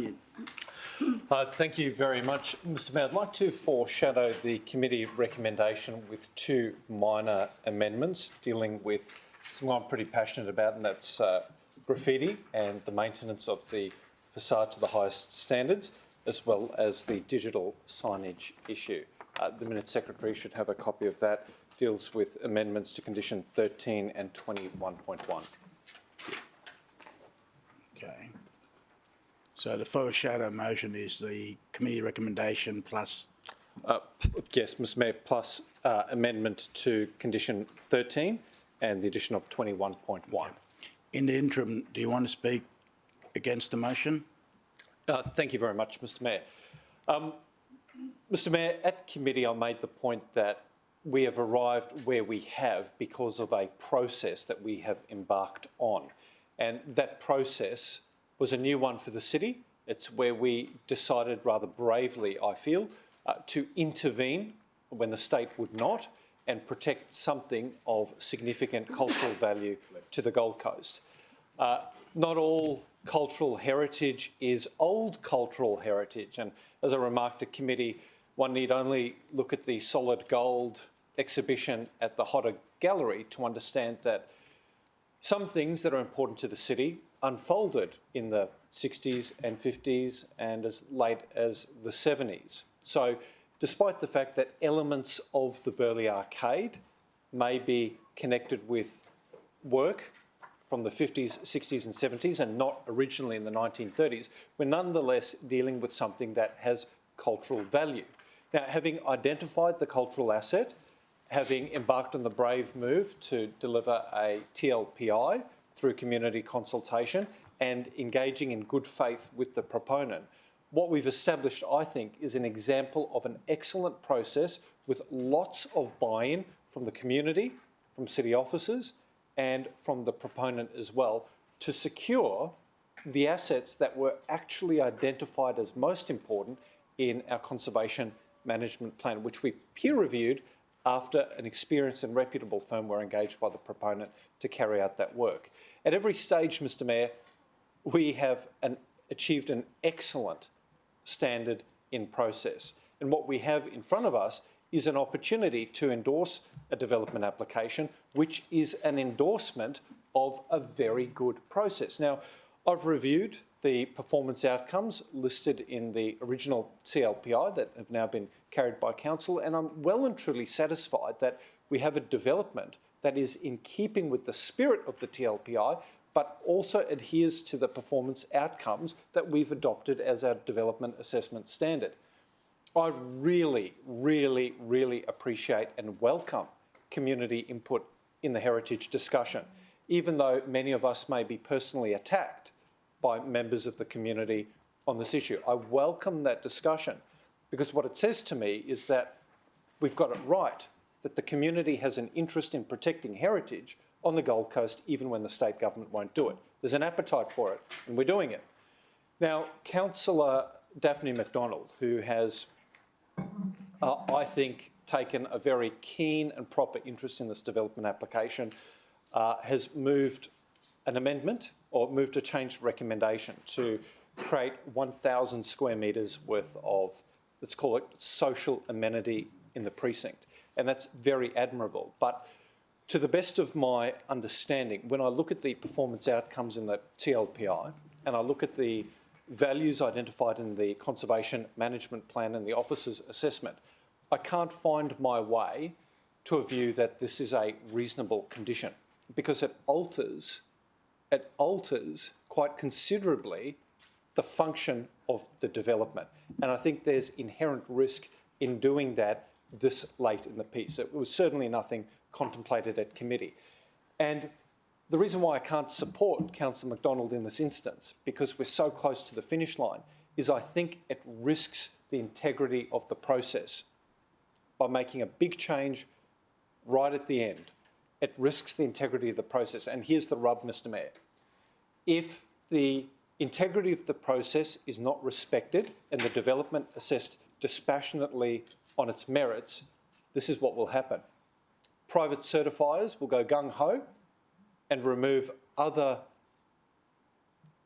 heritage or other assets of significant heritage value. They'll go ahead and do that because they will know that council won't hold the line and ensure that we end up with a good outcome at the end. They will be liberated for, I think, jeopardising assets of cultural heritage. But also this, Mr. Mayor, I think failing to endorse this application on its merits, which is a failure to endorse the process, will have us all second-guessing the next time something hits our desk. And then we end up, well, then actually, I'll say it this starkly, the only reminder of heritage that we will have is not the buildings in our villages and our centres, it will be only on the walls of the gallery. And I think that would be a shame. That's why I can't support Councillor McDonald, because it doesn't support the process. Speaking, are there questions? Questions. Questions. I'll go left to right. Councillor Tozer. Thank you, Mr. Mayor. My question actually relates to page 503 in the context of Councillor McDonald's proposed amendment for, or condition 4E. I'm just trying to get in my head exactly what the providing an area of no less than 1,000 square metres of arcade gallery space to recognise the building's social importance is. And it occurs to me that page 503 in the agenda, which is part 2 of what is a 2-volume agenda, the page number is on the internal spine, so it is quite hard to see, and it's in the what appears to be the architect's plans. So the question that I have is, this looks like the ground floor level, and it seems like the public space or arcade space in there wouldn't. I'm trying to work out how could 1,000 metres squared be delivered and what is proposed by Councillor McDonald. So my question is really through you, Mr. Mayor, probably to Councillor McDonald. What is proposed on this ground floor in order to deliver what is intended by the amendment? And if after Councillor McDonald talks about that, perhaps we could have some an understanding from the director about the lawfulness and capacity of us to be able to deliver that. Councillor McDonald. Mr. Mayor, it could be redesigned to cover that area, to make it more of a cultural precinct. I know that they've got, like I mentioned, there's 4 areas that it's been sliced up there. And, you know, that they could reconfigure that to make it more to that aspect. That's what I was looking at, to make more culturally significant in that area. I want to ask a follow-up question. So I'm looking at what I'm as I've got one tenancy that appears to be 83 metres squared. Yep. One that is 174 metres squared. One is 40 metres squared, and one is 82. There's only 4 tenancies on that floor, and as far as I can see, they total 400 metres squared. Yes. So all 4 tenancies. So it's my understanding that the effect of this motion, if it does indeed have merit, would mean that practically the entirety of the ground floor be dedicated to public arcade gallery, and then maybe an element of another floor as well. Is that what's proposed through you to Councillor McDonald? Is that what Councillor McDonald's proposing? Mr. Mayor, that was something that I would be asking the applicant to have a look at. Like I said before, they did have that planned before. I haven't got those plans that they showed me originally, but I really do think that, you know, they should be looking at something like that. Yeah. Let's cut to the chase. I'll go to the director. How lawful is the proposed motion there? Thank you, Mr Mayor. Through you, Mr Mayor, the condition as proposed by Councillor McDonald there would, I believe, would be an unlawful condition. So firstly, it proposes a new land use that hasn't been applied for by the applicant. What that essentially would do through the development process would be we would have to go back to the beginning and advertising would need to commence and we'd have to go through the process. So I don't believe we have rights to put that on. In relation to the 1,000 square metres, the site's about, I think it's 1,667 square metres, so it's quite a large proportion of the site would be taken up by that arcade gallery space. Again, don't believe that would be reasonable of the city to put on. Yes, go ahead. Mr Mayor, then, what is currently allocated as arcade gallery space? You know what I'm asking? Through you, Mr Mayor, Councillor Tozer, I don't believe there's any, and I'd probably need to understand a bit more about what Councillor McDonald is intending by that. I think you can see on the plans there's some dining areas with some public thoroughfares, but I can't see any arcade/gallery space on that ground floor. Is it appropriate for us to condition an acknowledgement of the historical significance of that inside that space? Do we have enough capacity to ask them to do that? Through you, Mr Mayor, Councillor Tozer, I believe we've done that. I think through the temporary local planning instrument that Council did resolve, part of that was to implement and undertake a conservation management plan, which has been undertaken. We heard from Grazi, our heritage officer, last week at committee, and we believe as officers, and Grazi with her professional experience in that heritage space as well, do believe that this development does comply with the conservation management plan. So I think, in my opinion, I think from what we've conditioned and from what the applicant has had to meet from both the TLPI and the conservation management plan and the city plan, that it is complying. Okay. When opportunity arises, I'll probably speak to it. Councillor O'Neill. Thanks, Mr Mayor. I had a similar question to Councillor Tozer, trying to get an understanding of what Councillor McDonald really wants to happen there.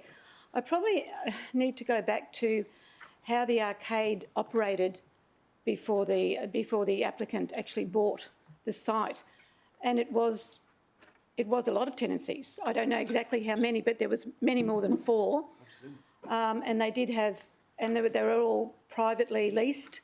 There were the Montezumas. There were, and I'm glad to see that in this there is some dining area as well. So I just don't understand. Is Councillor McDonald's is she meaning for this to be space that's leased out, or is she expecting the applicant to just have an arcade where people can go and sit? I sort of can't get my head around it at the moment. Councillor McDonald. Mr Mayor, I'd like to see a mixture. As we had seen in the conservation management plan, one of the elements there was the development is designed and sited to appropriately respond to the cultural heritage significance of the old Burleigh Theatre Arcade. And in the whole complex, you know, we talk about the Burleigh Theatre Arcade, but there is nothing to show about the Burleigh Theatre Arcade. We've got, even if some area of the area can be set aside for the cultural aspect of this development, but there is really nothing there for the cultural aspect of this development. Okay. Is that a question? Okay. Question, Councillor Patterson. Thank you, Mr Mayor. So this is through to the Director. I share Councillor McDonald's concerns, and my understanding of the heritage component was that there's effectively 2 key elements as to why this is heritage listed. One is the facade, and the other is the social importance. And I don't feel confident or comfortable that what's been proposed delivers on that social importance heritage listed. So this is my question to the Director. You explained how you consider that this motion is unlawful. If we wanted to make it clear to the developer that we do want that social importance to be revised and reconsidered, how would you word that amendment? It's not your amendment. Just answer the question regarding the motion. Through you, Mr Mayor, Councillor Patterson, I think the only thing that council can do is assess the proposal against the city plan, the TLPI and the conservation management plan, which has been done by officers. I'd have to understand that a bit more. I don't know if Mick or Grazi, from a social importance perspective, I don't believe we can, we'd have to be very clear about what we were wanting to condition and then obviously assess it at that time. Councillor Owen Jones. Thank you, Mr Mayor. Two questions. Firstly, through you to the Director in regards to if it was to be 1,000 square metres of gallery space and if that was to be, for example, a commercial art gallery, what impact might that have on the car parking ratios for the building? Through you, Mr Mayor, Councillor Owen Jones, it definitely would change the impact. Whether it was more or less, we'd have to do an assessment. I'd have to take that on notice. Okay. Councillor. The second question was maybe through you to our heritage expert standing behind me, or who will now be standing in front of me. Only if I call her. Sorry, she started moving, Mr Mayor.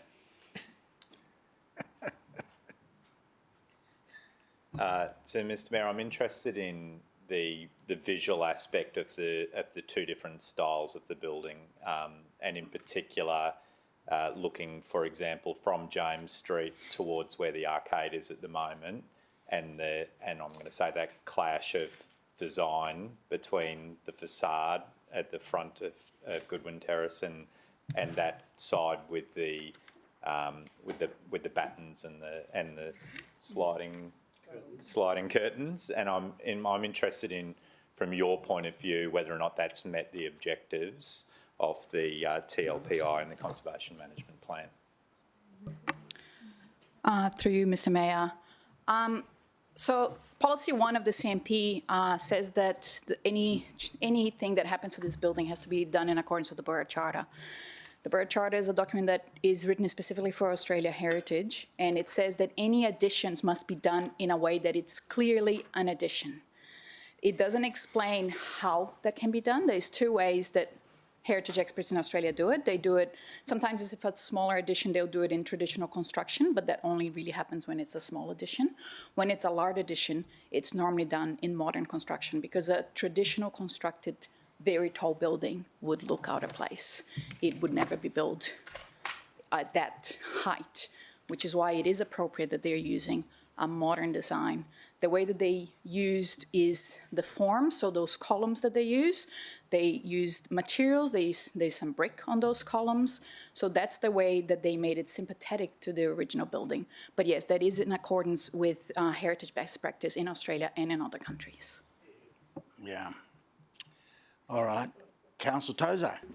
Mr Mayor, on page 462 of the agenda, it talks about in condition 4, A, B, C, but primarily C, provide details for the history, art wall and interpretive signage, include specification on presentation format.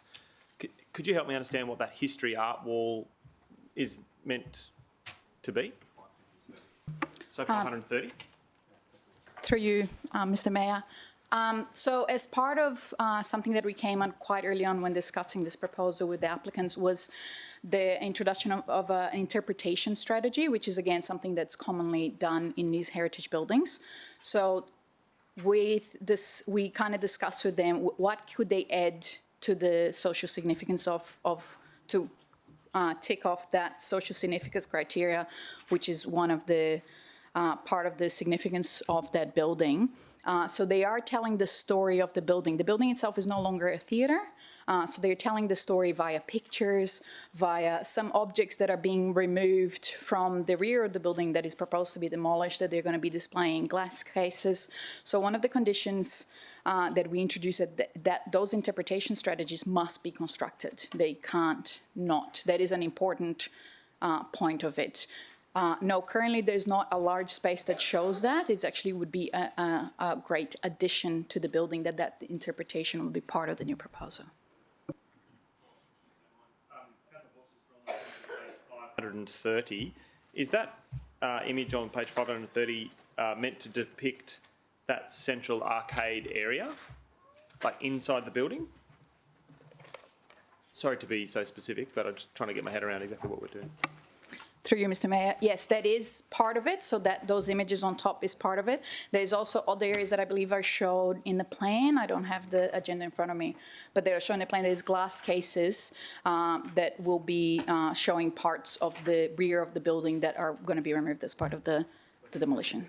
Thank you, Mr. Mayor. Councillor Peter Young. Thanks, Mr. Mayor. I'm going to ask a question and provide the answer at the same time, and it is in relation to the car parks. My understanding of the plans is there are 87 car parks in the building altogether, of which 6 are for staff of the commercial precincts, tenancies, 16 are for commercial customers, 24 are residential and 5 for visitor. My question was in relation to proposed condition 21.1, relevant, I think, because of the desire to have a sign for seemingly 16 commercial car parks and 5 visitor car parks. So you're happy with your answer? Yes, thanks, Mr. Mayor. Okay. Right. Councillor Gates.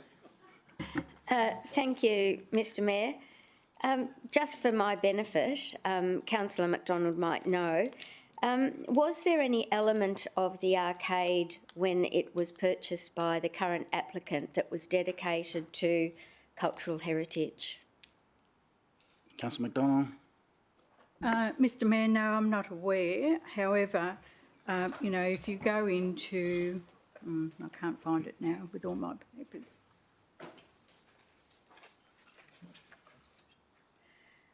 You know, what it's all about is that the pre-1976 elements of the building, which are identified through the approved conservation management plan, are protected, and also that the development is designed and sited to appropriately respond to the cultural heritage significant of the old Burleigh Theatre Arcade.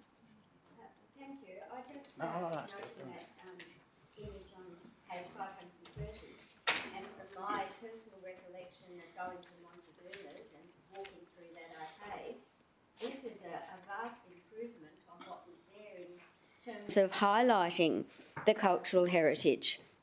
I also wanted to seek guidance in relation to Councillor Pattinson's noting of social importance. I don't recall social importance as ever being part of the decision-making process in regard to the heritage of the site.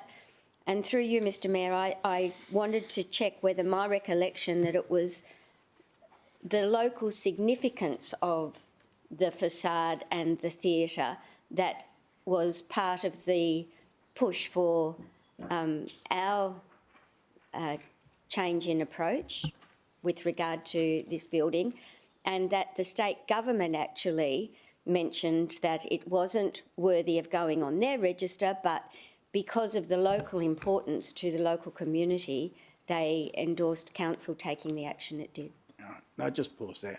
Look, let's deal with this motion here that we've been advised is unlawful. Happy for the foreshadow becomes a motion, and then let's do a full debate on a real significant motion. Okay, if you may want to amend the motion and all that sort of stuff. So, Councillor McDonald, you want to close on the motion? Yes, Mr. Mayor. This particular development, as we know, has the TLPI, but also it's an impact development where they sought a 50% uplift. Now, there's 2 issues in this particular development with the 50% uplift. You know, there should be some sort of community benefit, and we've got a list of 8 subject to 8 outcomes in that uplift. So what we're seeing here is not only the TLPI, but also the impact with the 50% uplift. And what I'm trying to get here today is that there is social importance in this particular development. It's heritage listed, and we have a great opportunity to bring all that into play and put it all together in this particular development. And I'm just very disappointed that when the applicants came in to see me, that was one of the big things about the theatre, reinstating the theatre in this development to make it really culturally significant, because it was a special place and they wanted to make this a standout project. And as we know, when the application came in, they had that removed. And so I'm trying to reinstate some sort of relevance to the cultural significance of this particular development, because I don't see a few photos on a wall is really making a big difference in that area. Thank you, Mr. Mayor. Debate's closed. Councillor, put the motion to you. We'll call division so that it's on the... All in favour, show of hands. Councillor McDonald. Against? Tate, Councillor Peter Young, Councillor Hamill, Councillor Tozer, Councillor O'Neill, Councillor Forster, Councillor Caldwell, Councillor Gates, Councillor Jones, Councillor Castro, Councillor Barton-Lumpson, Councillor Patterson, Councillor Taylor. Okay, the motion's lost. The foreshadow becomes nearly a motion. Do I have a seconder for that? Councillor Caldwell. Right. Councillor Gates, you got questions on? No? Okay. Councillor Forster is afforded to speak for it, but you've got a different question? Yeah, but 4 goes first. So, Councillor Forster. Thank you very much, Mr. Mayor. Look, just in summary, I really want to thank and applaud the work of city officers who I think have done a remarkable job navigating new territory for us as a council. And I think they've set a very high benchmark, which I hope future applications can meet. Why I believe that this development application is in the public interest is that it is an endorsement of a good process, and as we've established through Councillor Owen Jones's questioning, it also supports a correct approach to maintaining the integrity of our heritage assets by not diluting the value of the asset by an addition, an augmentation to the facade which is far too close to what the facade looks like, and then muddles what should be the focus, and that is the gorgeous brick veneer of the Burleigh Arcade. Now, I may have solicited a quiet smirk because ultimately, like art, heritage is sometimes in the eye of the beholder, and it's not something that you would immediately appreciate. But in time, I'm sure that Gold Coasters will appreciate exactly what has been achieved here. Councillor McDonald has acted admirably, in my personal view, by attempting to secure additional space for people to enjoy a social and cultural experience. But, Mr. Mayor, my humble view is this. If you want to enjoy the cultural and heritage value of this building, you do it from the outside. You do it by enjoying the facade that we have protected, not necessarily taking the step to enter inside the building itself. Now, we've heard through the debate, particularly pertaining to the earlier motion, that there may be a fear that there will be a risk to the arcade experience in the new development. And as Councillor Gates and Tozer have pointed to, on page 530, we see quite clearly an image of an arcade. And as somebody who's frequented the arcade, mostly to enjoy an ice cream, and being... Cold Rock. Yeah. I have to say that what's being presented to me, just as a resident, is something that is far more inviting and engaging. And together with the photographs and the showcasing in glass cabinets of those significant cultural elements, I actually feel that the building itself becomes a work of art and will afford everybody a really accessible way of enjoying the space without potentially inducing even more traffic on site by needing to meet far superior car parking requirements.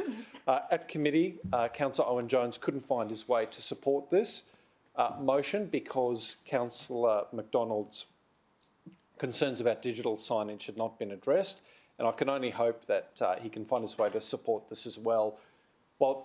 Only because while this may not be a unanimous decision, the more councillors who support the outcome will, in my view, support the protection of heritage. And hopefully with this digital sign, we can bring him all the way. Thank you, Mr Mayor. Against the motion, Councillor Peter Young. Thanks, Mr Mayor. I'm sorry to Councillor McDonald not to have been able to support her original motion, because theoretically I did think that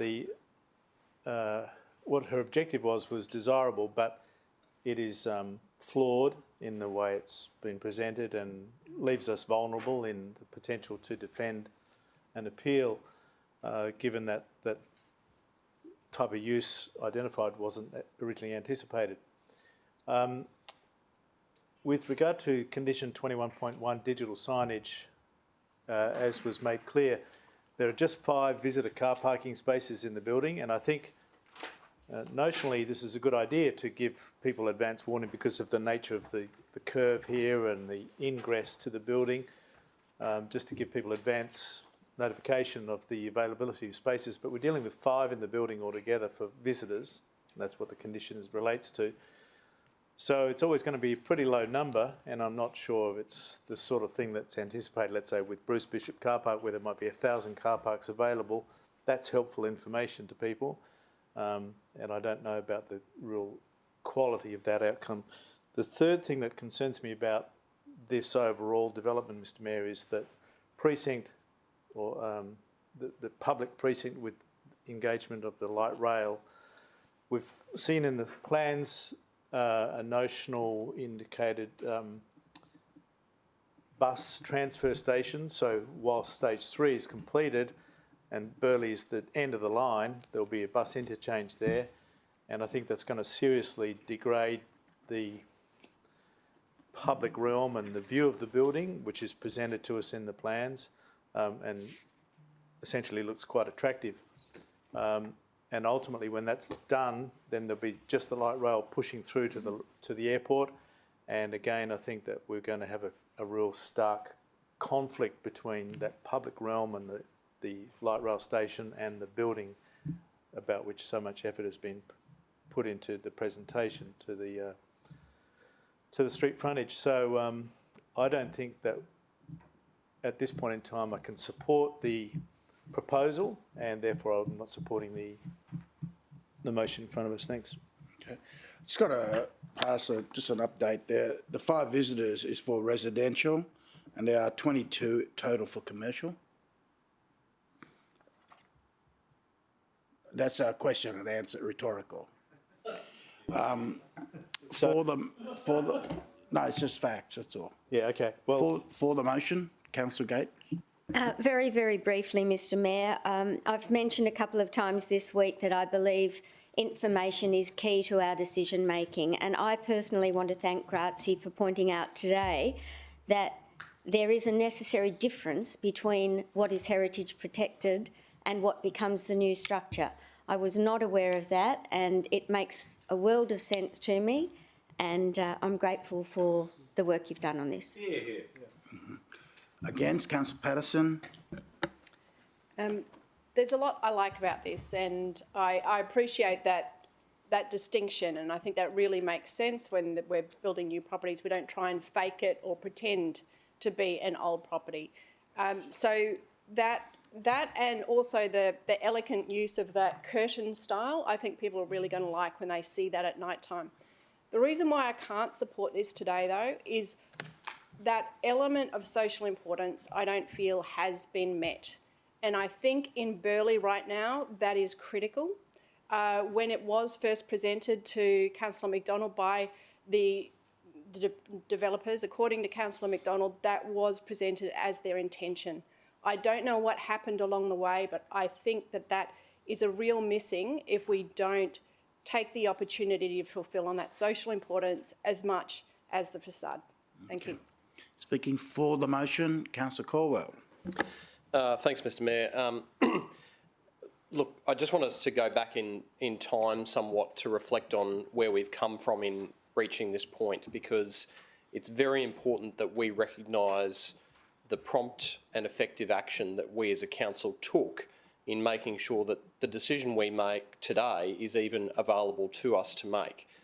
Had we not been active in putting a TLPI over this site, the building would have been lost in its entirety. So we acted entirely appropriately and effectively in doing that.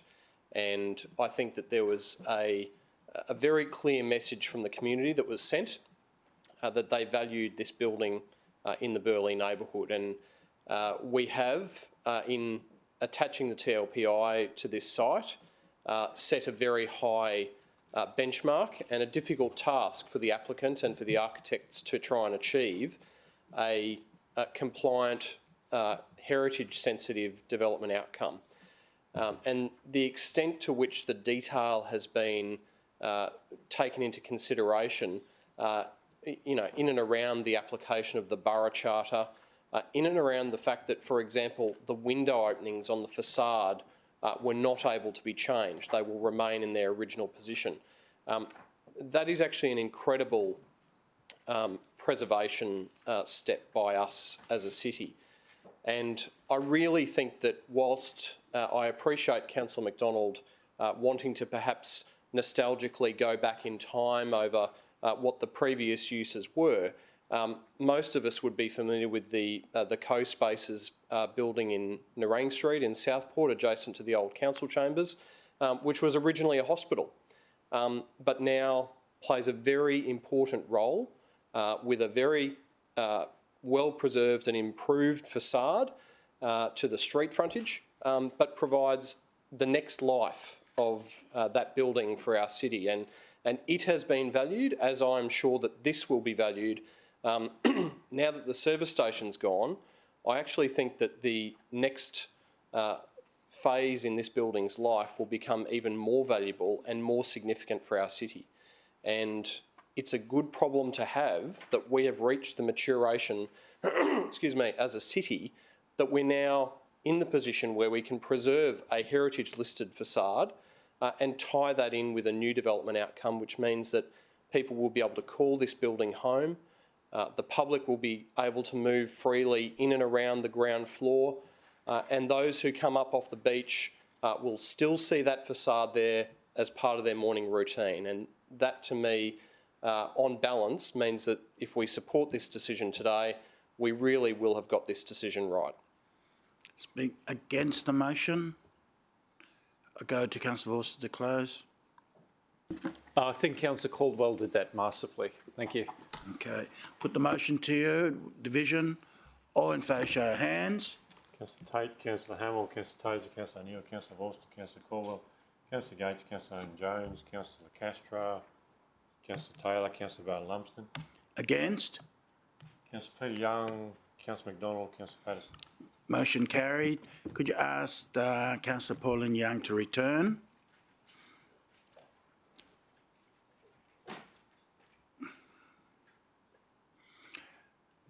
So,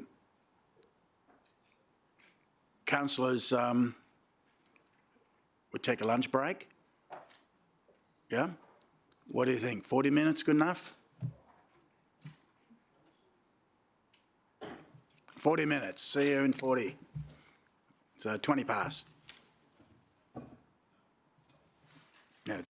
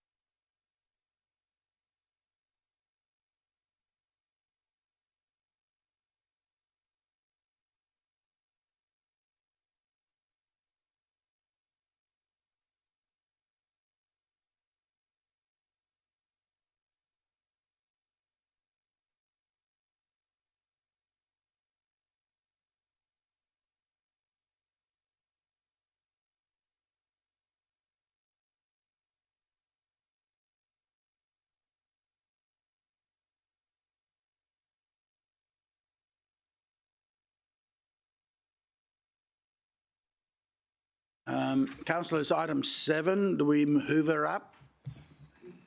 Number 7. 7, we hoover that up? Yeah, Councillor Gates has a declaration. Oh, and then okay. Councillor Gates.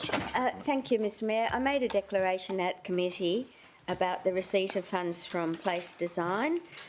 In 2011, $1,410. In 2014, $1,850.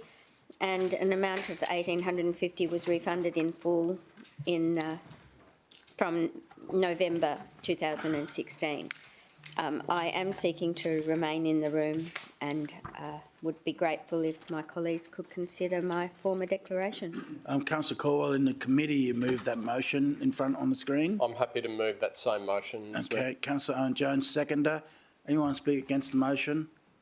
Put the motion to you or in favour, show of hands. Councillor Tate, Councillor Petty Young, Councillor Hamill, Councillor Tozer, Councillor O'Neill, Councillor Forster, Councillor Caldwell, Councillor Owen Jones, Councillor Pauline Young, Councillor Castro, Councillor McDonald, Councillor Battle-Lumsden, Councillor Patterson and Councillor Taylor.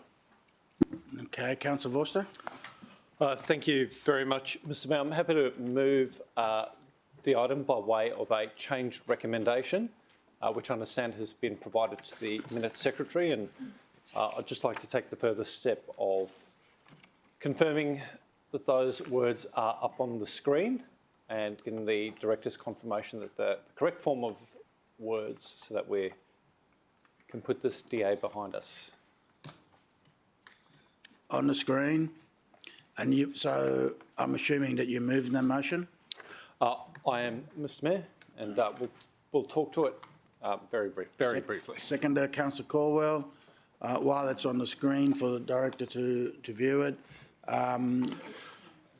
Councillor Forster.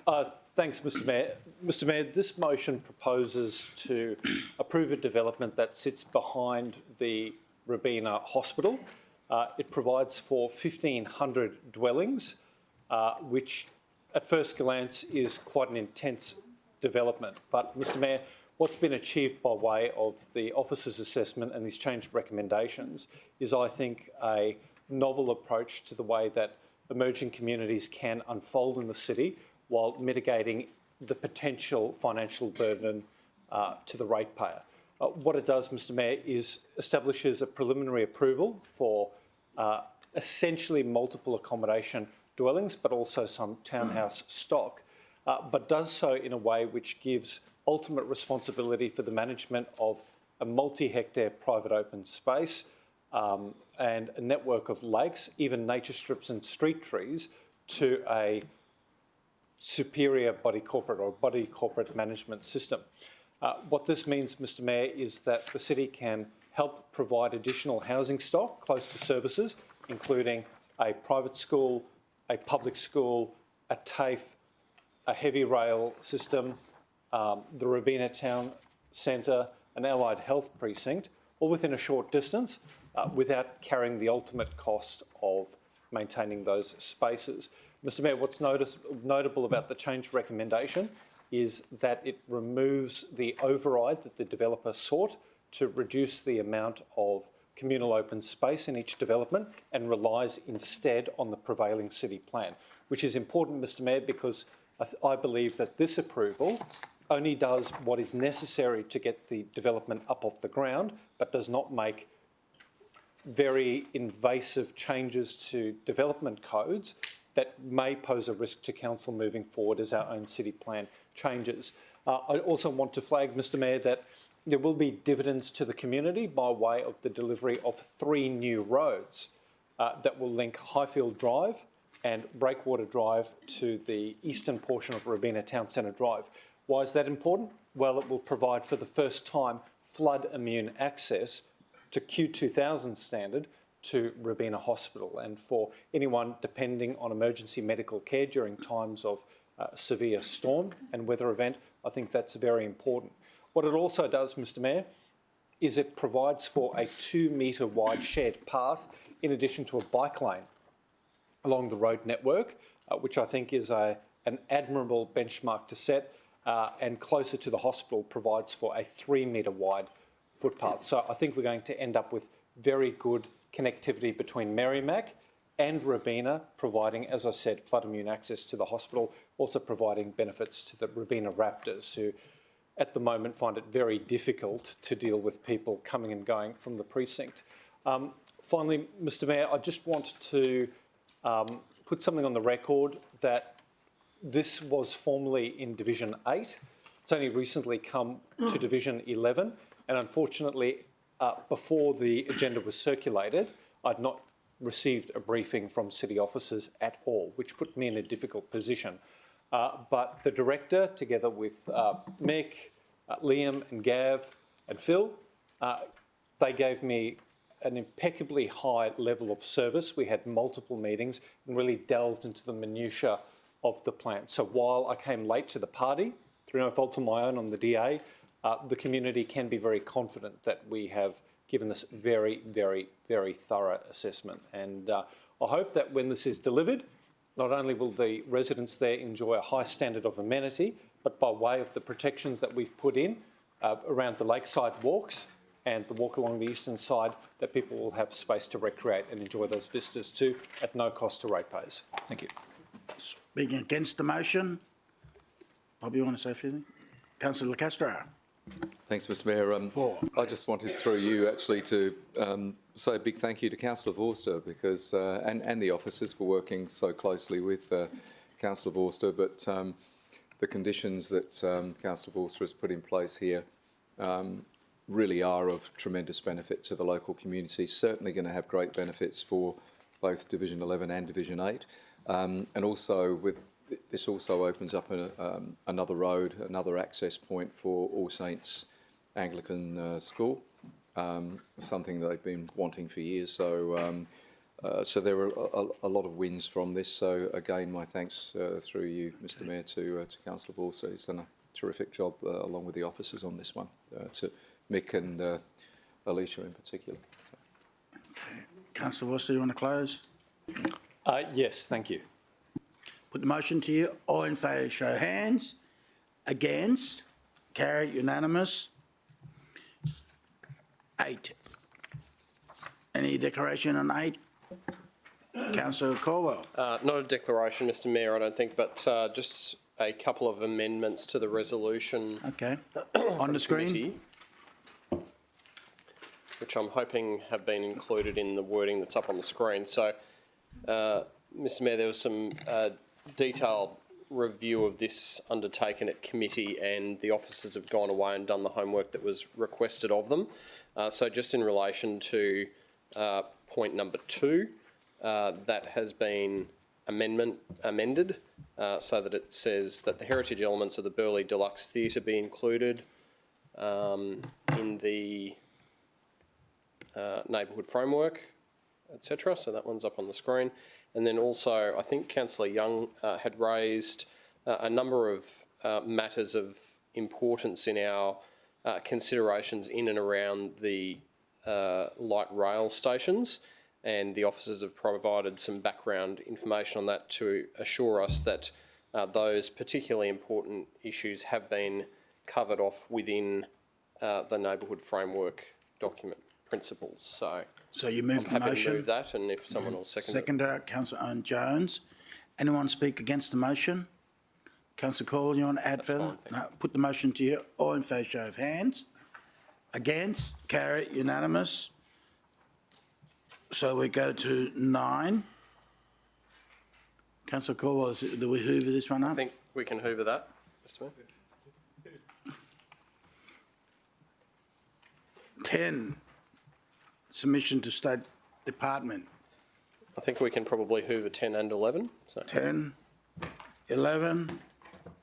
All right. Councillor Caldwell, hoover away. Thanks, Mr Mayor. I move that the minutes of the Planning and Environment Committee's recommendations be adopted, with the exception of items 3, 5, 6, 7 and 8 that were separately resolved. Seconder, Councillor Gates. Put the motion to you. All in favour, show hands. Against? Carry, unanimous. Thank you, Director.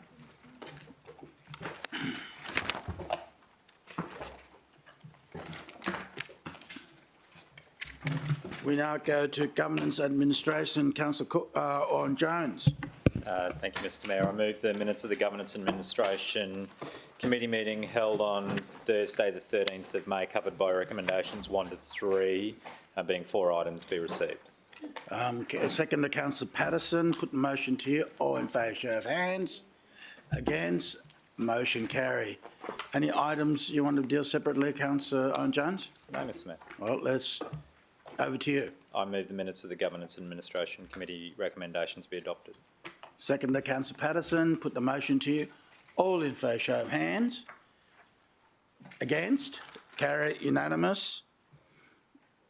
Mr CEO, consideration notice the motion. Was there any notice? None. We move on. Question on notice. Another no. Nil.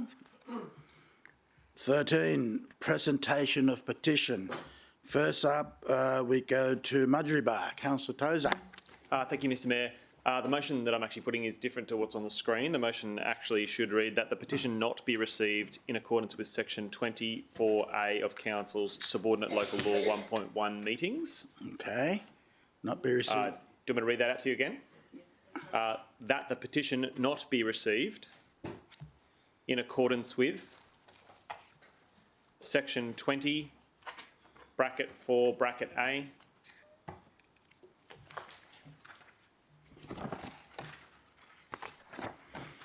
bracket A of Council's subordinate local law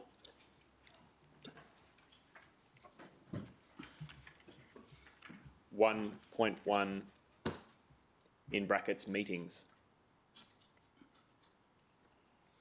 Okay, seconder. Councillor Gates. Thank you, Mr Mayor. I received some advice from Nikki Moore in the Office of the CEO in relation to the substance of this petition. It pertains to a complaint about an application for an extension to a licence, which is effectively a matter for the Office of Liquor and Gaming, whilst the community concerns have been noted and we have engaged with quite a number of residents about this issue. Unfortunately, Council isn't the right entity to deal with this, and accordingly we can't actually receive the petition for its current substance, and the motion before us deals with it in accordance with our policy. Okay, put the motion to you. All in favour, show of hands. Against? Carry it unanimous.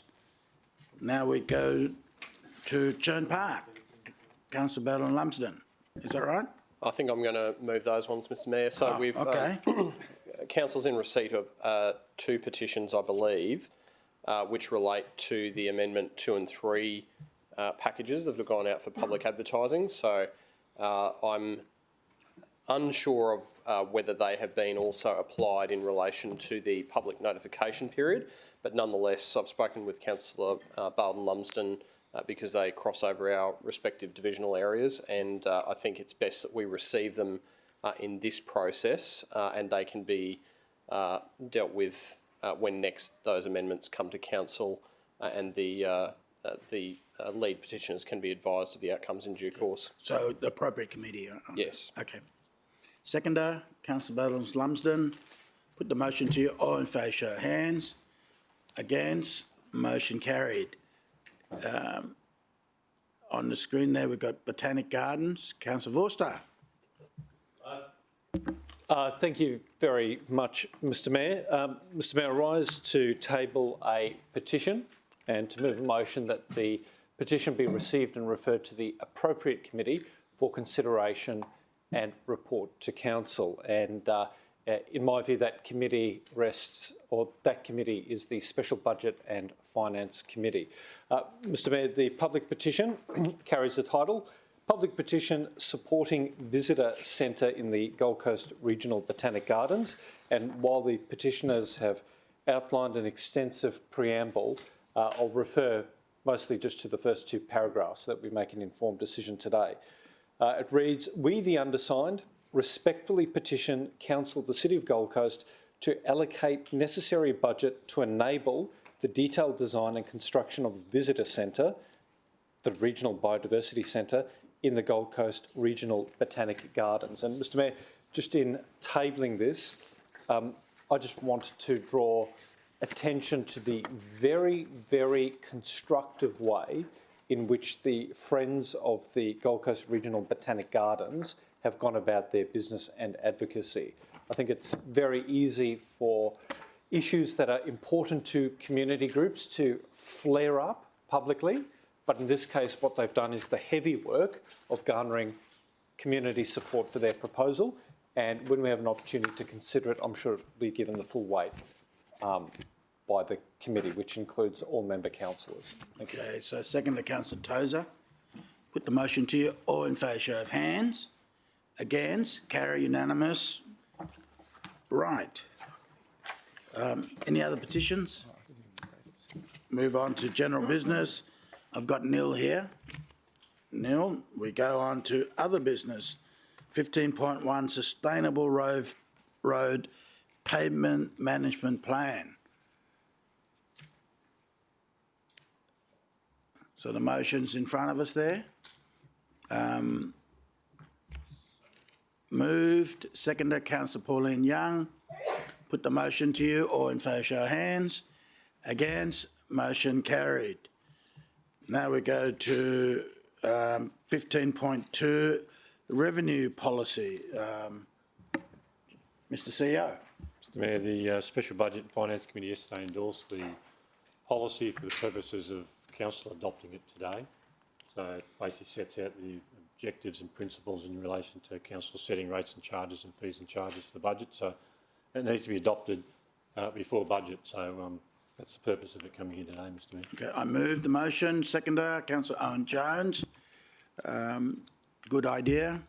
Put the motion to you. All in favour, show of hands. Against? Motion carried. Mr. There being nothing there, nothing left, the meeting closed 13:34.